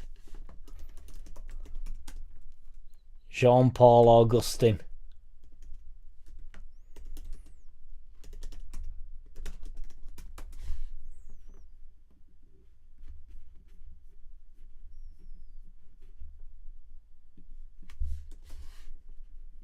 Oh, I've put in.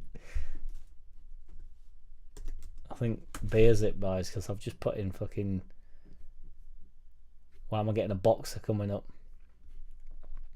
That's how that's how much his career's tailed off. Here he is.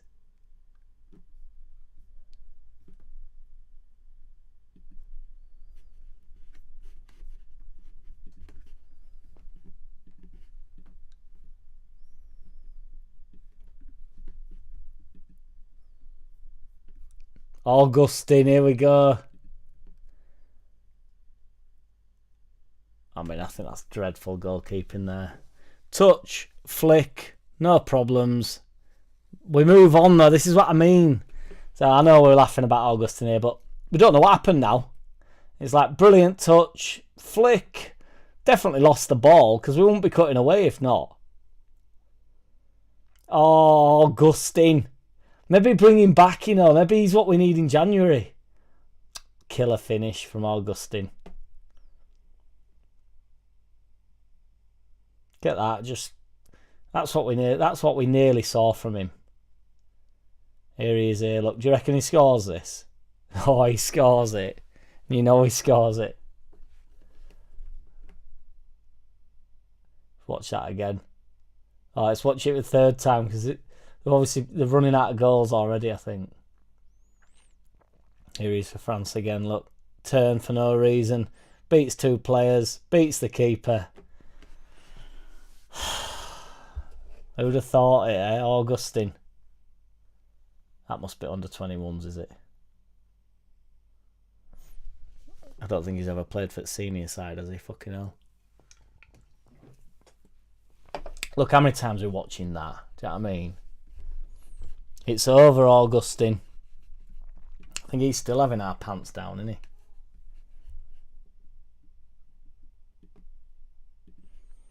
Yeah, that is the word. I actually remember seeing him like warm up and stuff, and being like, try to get him onto pitch, thinking, come on, man, like here we go, August, just get that man fit. Bielsa must have thought, because obviously Bielsa took no prisoners, did he, with that stuff? Like, what a jenk this guy is. Let's end this poll here. 60% said normal season, and to be fair, 40% said more than 15, so nearly even Stevens there. We're going to talk about Wöber. I want to talk about Wöber. So the reason why I want to talk about Wöber is there's actually truly some talk that he might be looking for a way out, looking for the exit. Now, I believe Wöber's looking for the exit because I think Wöber has been looking for the exit since he arrived at the club. So I think the second he gets an opportunity to leave the club, he will leave the club.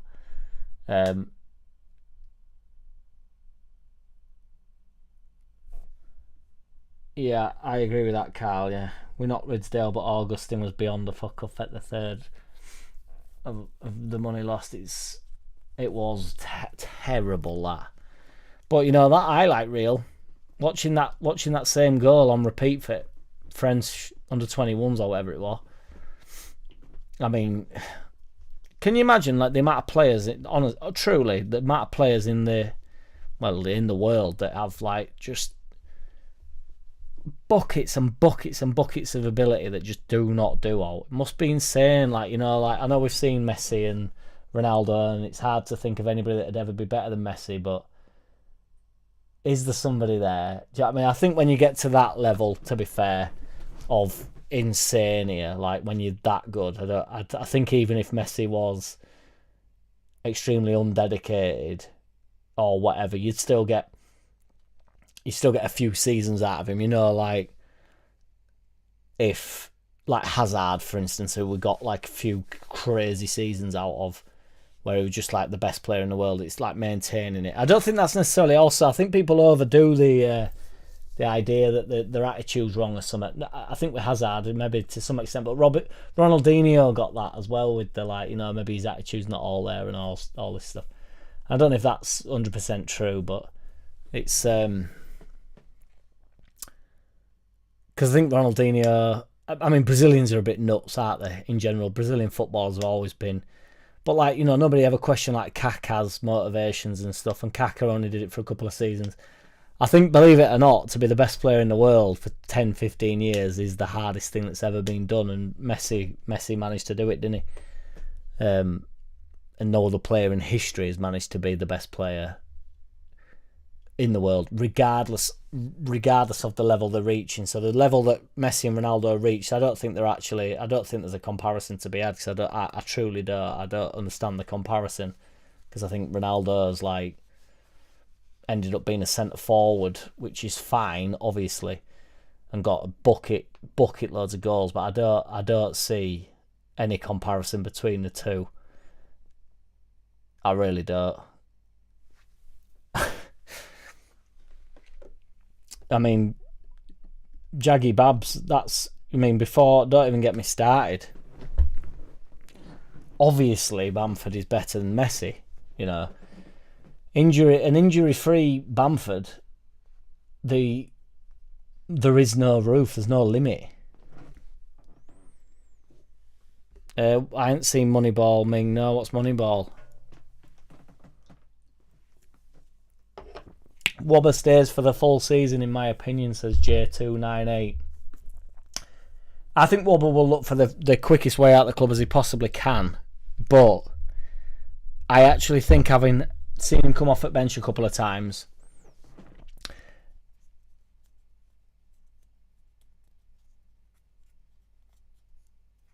I don't know what you're on about, Andy, but I will come back to that.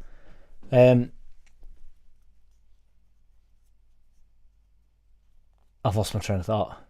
Wöber stays for the full season. I've been seeing him come off at bench a couple of times. I don't know how much he wants to be here, to be honest. I don't, and I actually don't want to be. I don't want to fall for my own.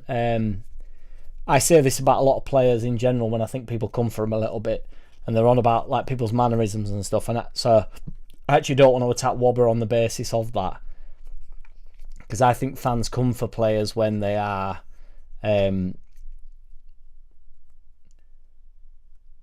When the mannerisms don't quite match up to what you want from the player, and if it's highlighted that they're not quite at it and all this stuff. I don't want to use Rashford as an example because I think that's a terrible example, but I think of a decent example because I think Rashford has thrown towel in. I think I've seen a few clips of him. I just think you're not working at all. There's like the workmanship of Dallas, isn't there? Who nobody would deny that plays to 100% and all this stuff. And once you know that of someone, I'm not comparing Wobber to Dallas for Christ's sake, I'm not. But once you know that of Dallas, he sort of, it's never in question. Then is it ever? Whereas once something's questioned, once something's seen, it's like losing trust in someone, isn't it? Like genuinely, I don't want to talk about life because I don't know about it, but. Once you lose trust in someone, it's very hard. Well, you can't get it back. I don't think really. No, I don't know about that. You can, but it takes a lot of time, doesn't it? And little mistakes become big. They become obvious mistakes, and they become like you see it. You're a lot more aware of it. Whereas if Dallas had an off game and you didn't think he were putting 100% in, you wouldn't be thinking he's not put 100% in today. Do you know what I mean? Whereas once you've seen it, so why am I talking about that with Wobber? I think Wobber is looking for a way out of the club. I think it's probably dawned on him that we're going to be decent this season, and he went away last year, and who really wants him? Where's he going to end up? I think he will move on from the club. I agree with J298 that he will stay for the rest of the season because I think he thinks he'll get a lot more minutes. Reluctant to say sort of learnt his lesson a little bit. The thing is, these players go away and there were loads of people saying how mint Wibbling Wobber's been elsewhere, he's gone abroad and he's doing alright and they all love him and all this shite. And that isn't the case, is it? You know, I mean, let's have a look here. I don't want to keep fucking going back to internet here like a fucking sap.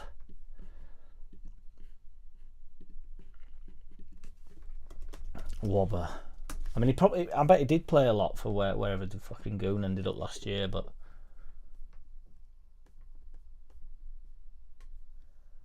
Gladbach he went to, didn't he? So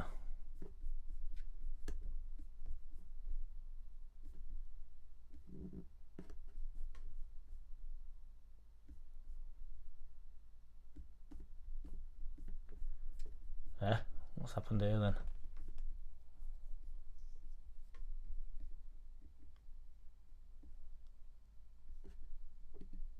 Oh, fucking idiot.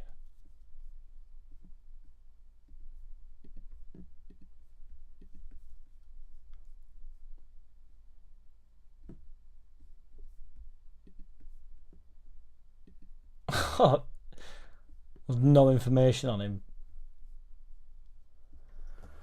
Brilliant. Oh, it's because I'm in Championship.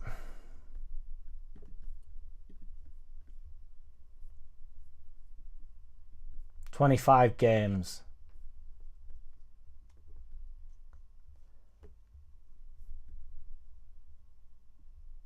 Minutes played, 2,072. I can't do the maths on that. No chance, but 25 games. How many games are in Bundesliga? How many teams are in Bundesliga? It's a decent amount of games. I don't know how many of them are off at bench and what have you. And I mean, where did they finish? They'll have been shit, weren't they? We're at Mönchengladbach.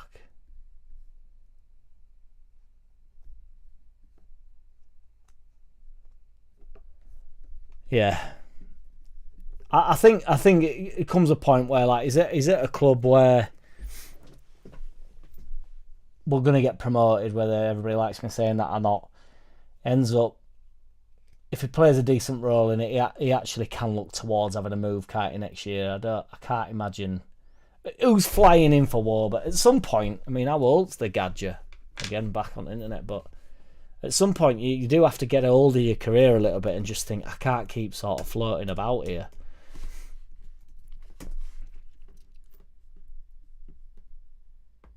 He's 26, same, so he's a year older than Struick. And, you know, you'd have to say Struick's significantly more qualified. Do you know what I mean? And he's well, Struick may very well be better than Wobber, but I think, you know,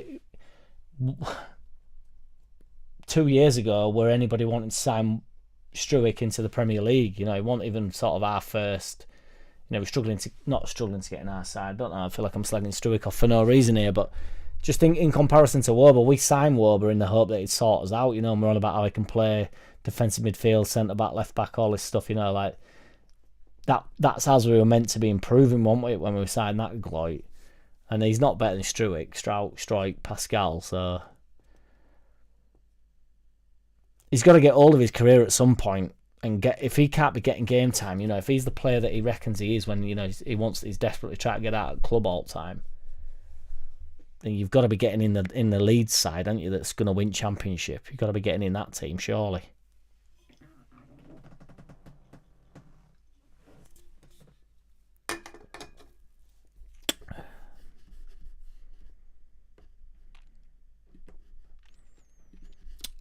Wobber might look... Nowhere will the club let him go. We can't afford to. We need to cover. No one will pay the 15 million we want. Nobody's pay. Yeah, no, that's a fair enough analysis. Nobody's paying 15 million for him. We do need him. He will do a job. He's been decent at left back. He will be decent at centre back. Well, he's probably better at centre back than he's left back, but he does a pretty good job for us at left back. Said it before, I think he's playing slightly below his level, but I don't think he's...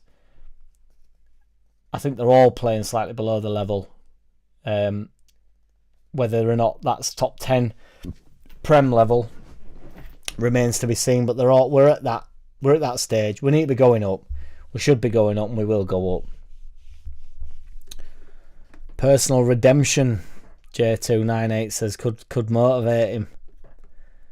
I got trust back in Willie for the rest of the season. You're Willie. You forget pretty quick. I didn't really understand the booing of Wobber, to be fair, when he got booed when he came on. I mean, that's stopped now and it's unnecessary. He don't... Well, whether he deserves to be... Yeah, I said this to my mate and I was only sort of joking, but it's also true. The only thing that Wibbling Wobber did wrong was come back. If he doesn't come back, he's forgotten about, isn't he? All of them that have done one, no one gives a shit about. And I know that's obvious, but we're probably never going to see Robin Koch again, are we? Ever. Do you know what I mean? He's not going to be... Well, we're never going to see him again. We're never going to play against him. Do you know what I mean? Unless we get in Europe and on the off chance that they do. You know, I mean, I don't even know what that fucking dickhead's doing now, but it's just... And I'm calling Robin Koch up, but the point is, you know, what's he doing? What you know, where's he ended up going? As in, what's he doing? Where did he go? Frankfurt or something? Yeah, Frankfurt. 14 games. So he's playing for, but you know, like, what are you going to do at Frankfurt, Robin? I don't. I know they've got no alliance towards us, and to be honest, I don't really care. I've got no alliance towards them, but I can't really get my head around. I mean, where are Frankfurt in their league now? And I know the Bundesliga, we can all slag it off or whatever, but all I do know is you type in Frankfurt and football team doesn't even come up. Frankfurt FC. To be fair, they're third in league, so that's just shot me out of fucking water. So fair enough. Decent side. Let's have a look.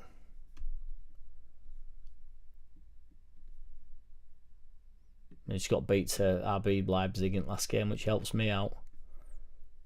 He's playing centre back for him. Yeah, fair dues. I'll take that back with Koch to some extent. You know, again, I don't really know. where Frankfurt go. I don't know. I still sort of maintain what I'm saying. You know, I don't want to have a go at Harrison because I'm sort of on the defence of Harrison to some extent. But you know, like going to Everton for a bit. I mean, Everton, you're all right at Everton. They're a big enough side, but what are you pushing for, really? I don't know. I'd have been better off with my Wobber, wherever Wobber ended up. I forgot where he ended up as well. I just think with Leeds, you can end up, you know, you do well at Leeds, you can end up with a big move, can't you? And I know, like, De Bruyne went to Wolfsburg and stuff, and Salah went to Roma and stuff, but we're talking about, like, elite level footballers there. Maybe they all think they're elite. Maybe Robin Koch thinks he'll eventually get his big move to one of the top sides, but he's 28. He's not getting a big move, is he? Yes, Andy Rowe. Yeah, you know, I've dropped the ball with that one, mate. But I've accepted it, and I have. He's doing well. Or the team are doing well, and like I say, if he has been called back up into German squad and stuff. I mean, I thought Robin Koch were decent, to be fair to him. Bit soft, but decent. Playing in Europa League. Alright, I'll take the hit with that one. We're in the Championship.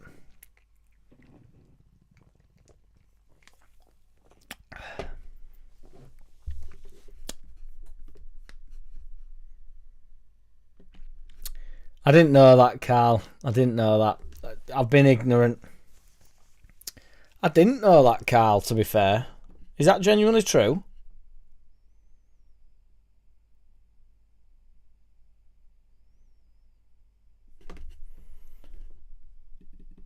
Tony Yeboah. Should we look at his fucking highlights? He does have some highlights, doesn't he?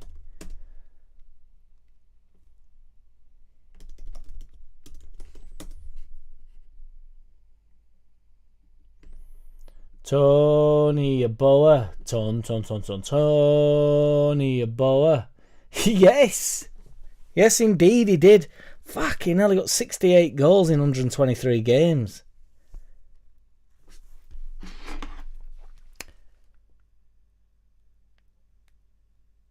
What's 123 divided by 2? The answer is 61.5. That's more than a goal every 2 games.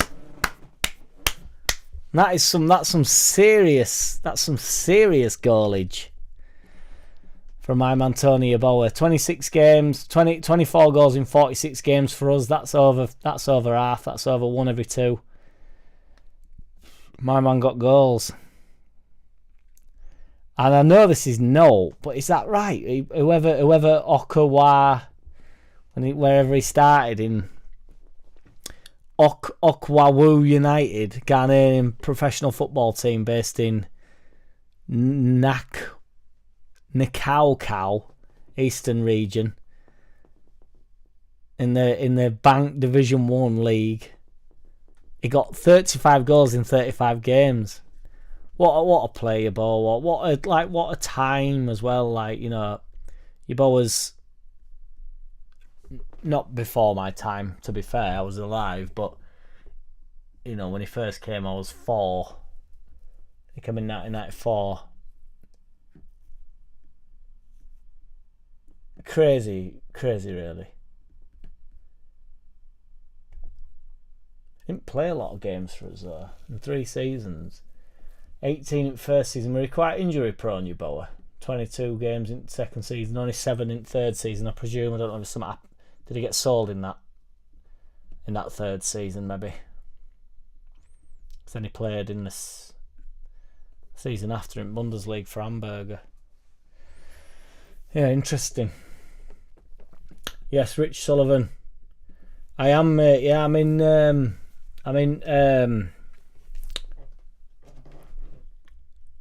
Well, I'm not sure I am actually, because I've not heard from Bob. But I might be in the. I can't fucking talk. I don't know what the just opposite Ellen Road where you go and have some snap and some beers.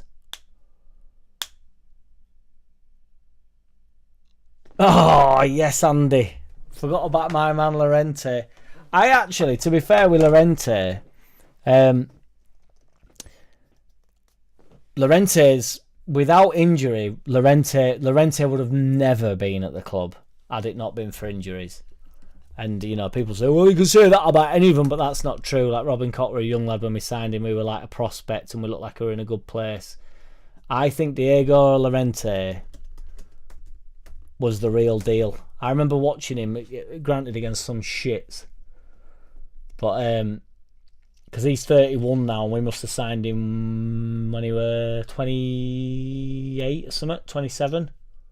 When did we sign him? We signed him in...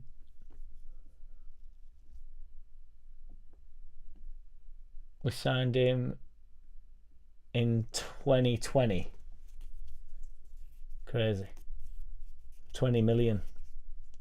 So 2020, that's 4 years ago, yeah, so... But I think Llorente was the real deal. I honestly do. I think he ended up with us because he's so injury ravaged and he didn't know what to do. Because then even, to be fair, obviously Roma took him after that and now he's at Real Betis. I don't know how he's getting on. I wonder whether he's playing.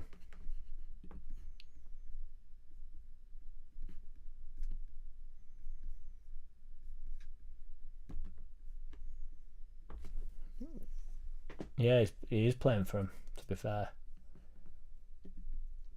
Is he playing for him? Don't really know how does it realise that. They're 9th in the league. See if he played it last game, and if it's played it last game, that'll do me. But yeah, I think he had loads in his locker.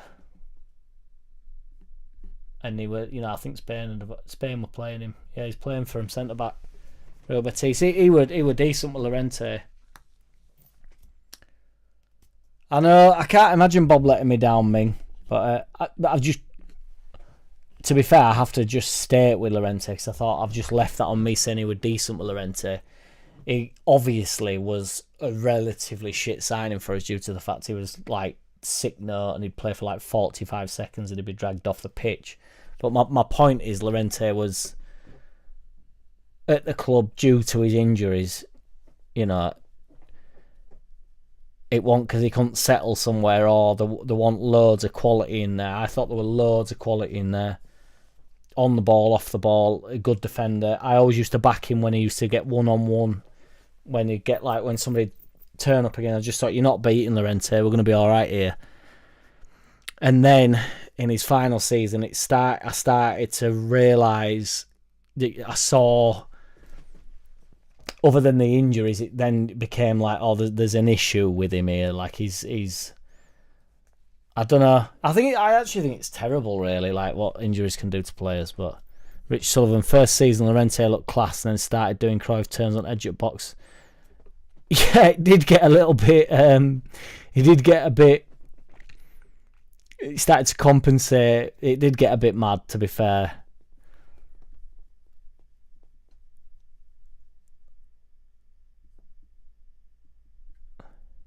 Pavilion, yeah, that's where it is, Ming, yeah. I'm hoping Bob won't let us down. I can't imagine Bob would, but you never know, do you?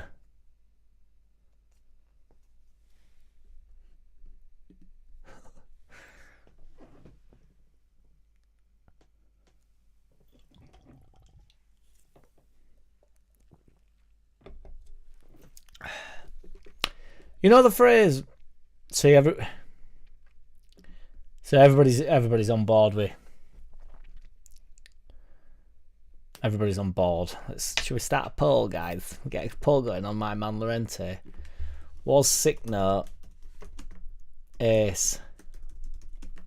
Just injury prone.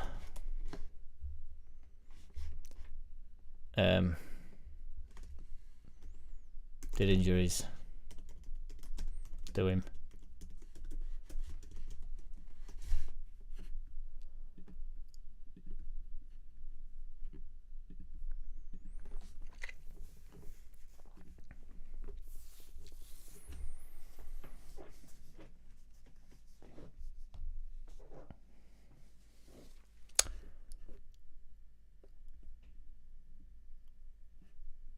Yeah, I've not heard from Bob Ming, but I would imagine, you know, worst comes to worst, I'll just noise my brother up and get my ticket back. But my brother's taking little lass, my niece, to game, I think, on Saturday, which is pretty cool. The first game.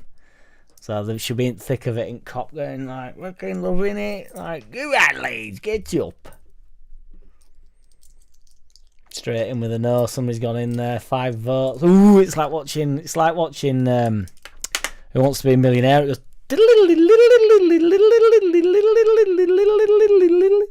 You didn't class Llorente's injury prone, Andy. Difficult Paul, that Jack says. Ming, it's tricky. 50-56 votes in. We've got 21 in room, so we'll let this get to 15 votes. If you whack a vote in, we can move it on. I say move it on. How long we've been here, boys? Must have been here a couple of hours now, have I? Fucking hell, nobody do it how he does it. I don't mean for these things to go on for 2 hours, but do you know what is mental? You know, well, no, there's all sorts of things that mental. What's mental? What ain't mental? Yes, Ming. Do need a slash though.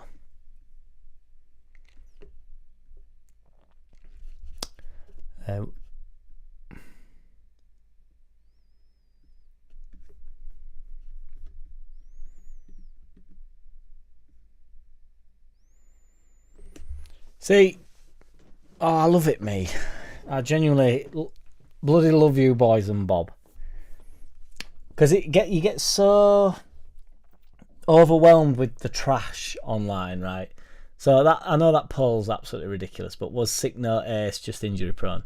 60% say yes, 40% say no, which is, you know, nice and even. But you know, rather than it being, it's never like 100% no, you're talking shit, mate, you fucking idiot. Like, you know, sick note was sick note, wasn't he? It just is what it is, you know. Nobody do it how he does it. I need a slash, big style. But yeah, we've got them bastards Oxford, haven't we, at weekend? So let's have a look here.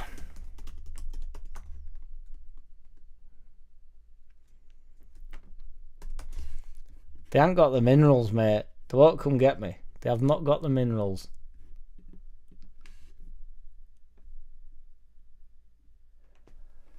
Oxford are 20th in league.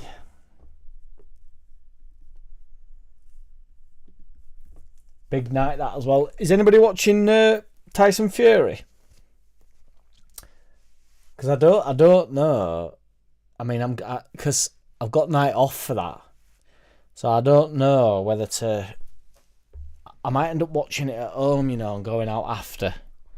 Because my worry is I do really want to watch it, you see, but my brother's on call. So, and I'm in fucking whatever pavilion on Saturday, so I'm going to be slashed at my tits probably. Cause I have every intention of going relatively steady, but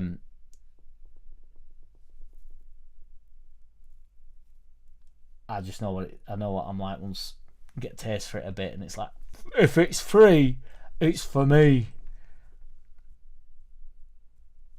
But I'm half tempted to go live during the fight, but I don't know whether that'll just be totally pointless viewing. But is anybody watching Tyson? Cause that'll be it's a mental night, that, to me. Yes, Ming. I'll be getting down there about what? Are you still in pavilion, big lad? I'll be getting down there about, well, as soon as I possibly can, but realistically, I think I got there about 12, half 12 last time.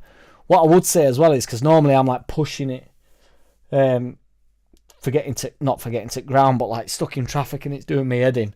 And then you realise when you go that early, nobody's on the way to ground, so I'm like, shit, I'm not going to be there till 1:30, set off, and it took me 10 minutes to get there, so I don't live far up road.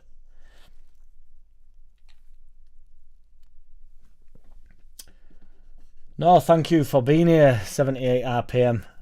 It's much appreciated. Take it easy, J298. Wait, where you flying to, big man? Over yonder. Yes, 78. I go live once a week, which we might up a little bit. I plan on getting like a guest on, like so that I don't just end up talking shit, which, you know, is not a problem. But I don't have the organisation skills to guarantee someone that I'll be here on a Tuesday at 9 o'clock at night, because my life's chaotic. Yeah, man, it's steady, innit? It's steady Eddie. Palmer, J298, love it, lad. Get stuck in. Yeah, I'll be there about 12:30, I reckon. Are you still in Pavilion, Ming? Nobody do it how he does it.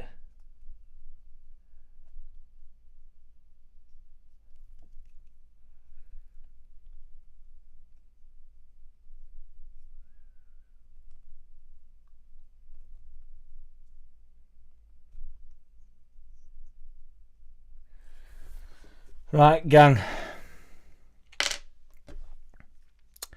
I'm going to do one, I think, because I'm going to piss my pants, and it's been on for 2 hours, and I think 2 hours is enough. Yes. We know how to end them now. Unless somebody drops me a question that's worth... Yes, Ming. Ming, he's already a member. He's 78 RPM, mate. I think that badge means he's a member, doesn't it? That badge mean he's a member? That Leeds badge means he's a member, I think. I should know, shouldn't I, in reality?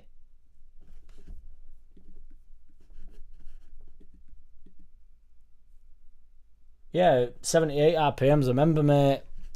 Probably you that gifted him it, Ming, making it rain like you always do. Also, I don't know where the nearest station is, to be fair. What do you mean, station? Train station. Nearest station's Leeds station, innit? Or I'm fucking playing myself.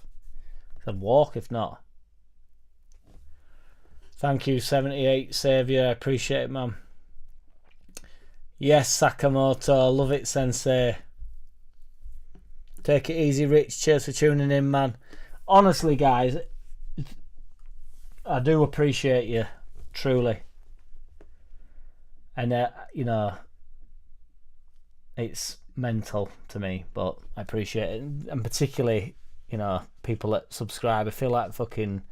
Nah, Lass thinks I've got some sort of Netflix thing going on in here. She thinks I've got, like, 45 million subscribers or something, and I'm like bawling in here or something. I'm like, I get about 5p a video, and she's like, what's going on there then? What are all these members? What's a member? And I'm like, yeah, it's I just flutter it away, don't I? Nobody do it how he does it. There's no train station from Ellen Road. There's the Love Train, isn't there? One we've won. There was the Love Train at Top of Hill when I went for a pint on my own with them fucking monsters. And they turned up, them fucking... I can't remember where they were from, to be fair. But them monsters, them terrifying bastards. Lithuanians or whatever they were. Slovakian or something they were. Big brutes. They were fucking enormous. Oh, scary bastards they were.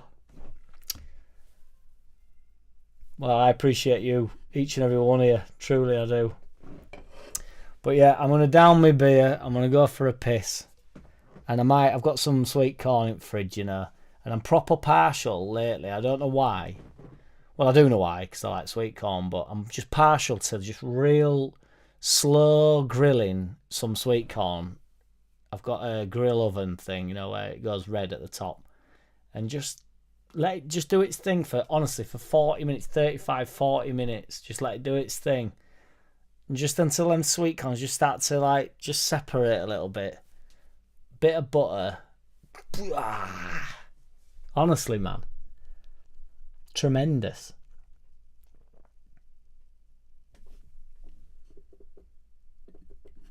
my guy, if you're driving from Slovenia, I don't know what's some Slovenian delicacy. Let's have a look.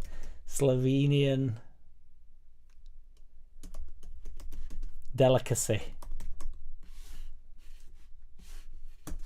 I'll have some struik, a versatile dish that's often served up during holidays and celebration.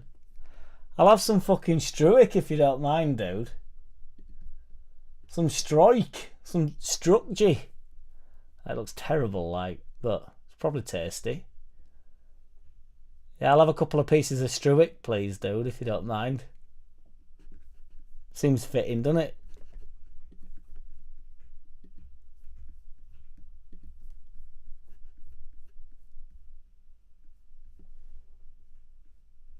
Vodka, yes. Have a piss, bro. Yeah, right, guys. I'm gonna. Oh shit! Sorry, Badger. Fucking hate doing that, you know. The joke is about the sorry Badger thing, because my mate, who's an absolute ledge, said, "Oh, sorry Badger made him laugh," but I wasn't even joking. Like, yes, Carl. Right, guys. I'm doing one. Take it easy, everybody. I might try do it. Depends if I can get away with doing a quick shit vid tomorrow. But I will do one on Friday.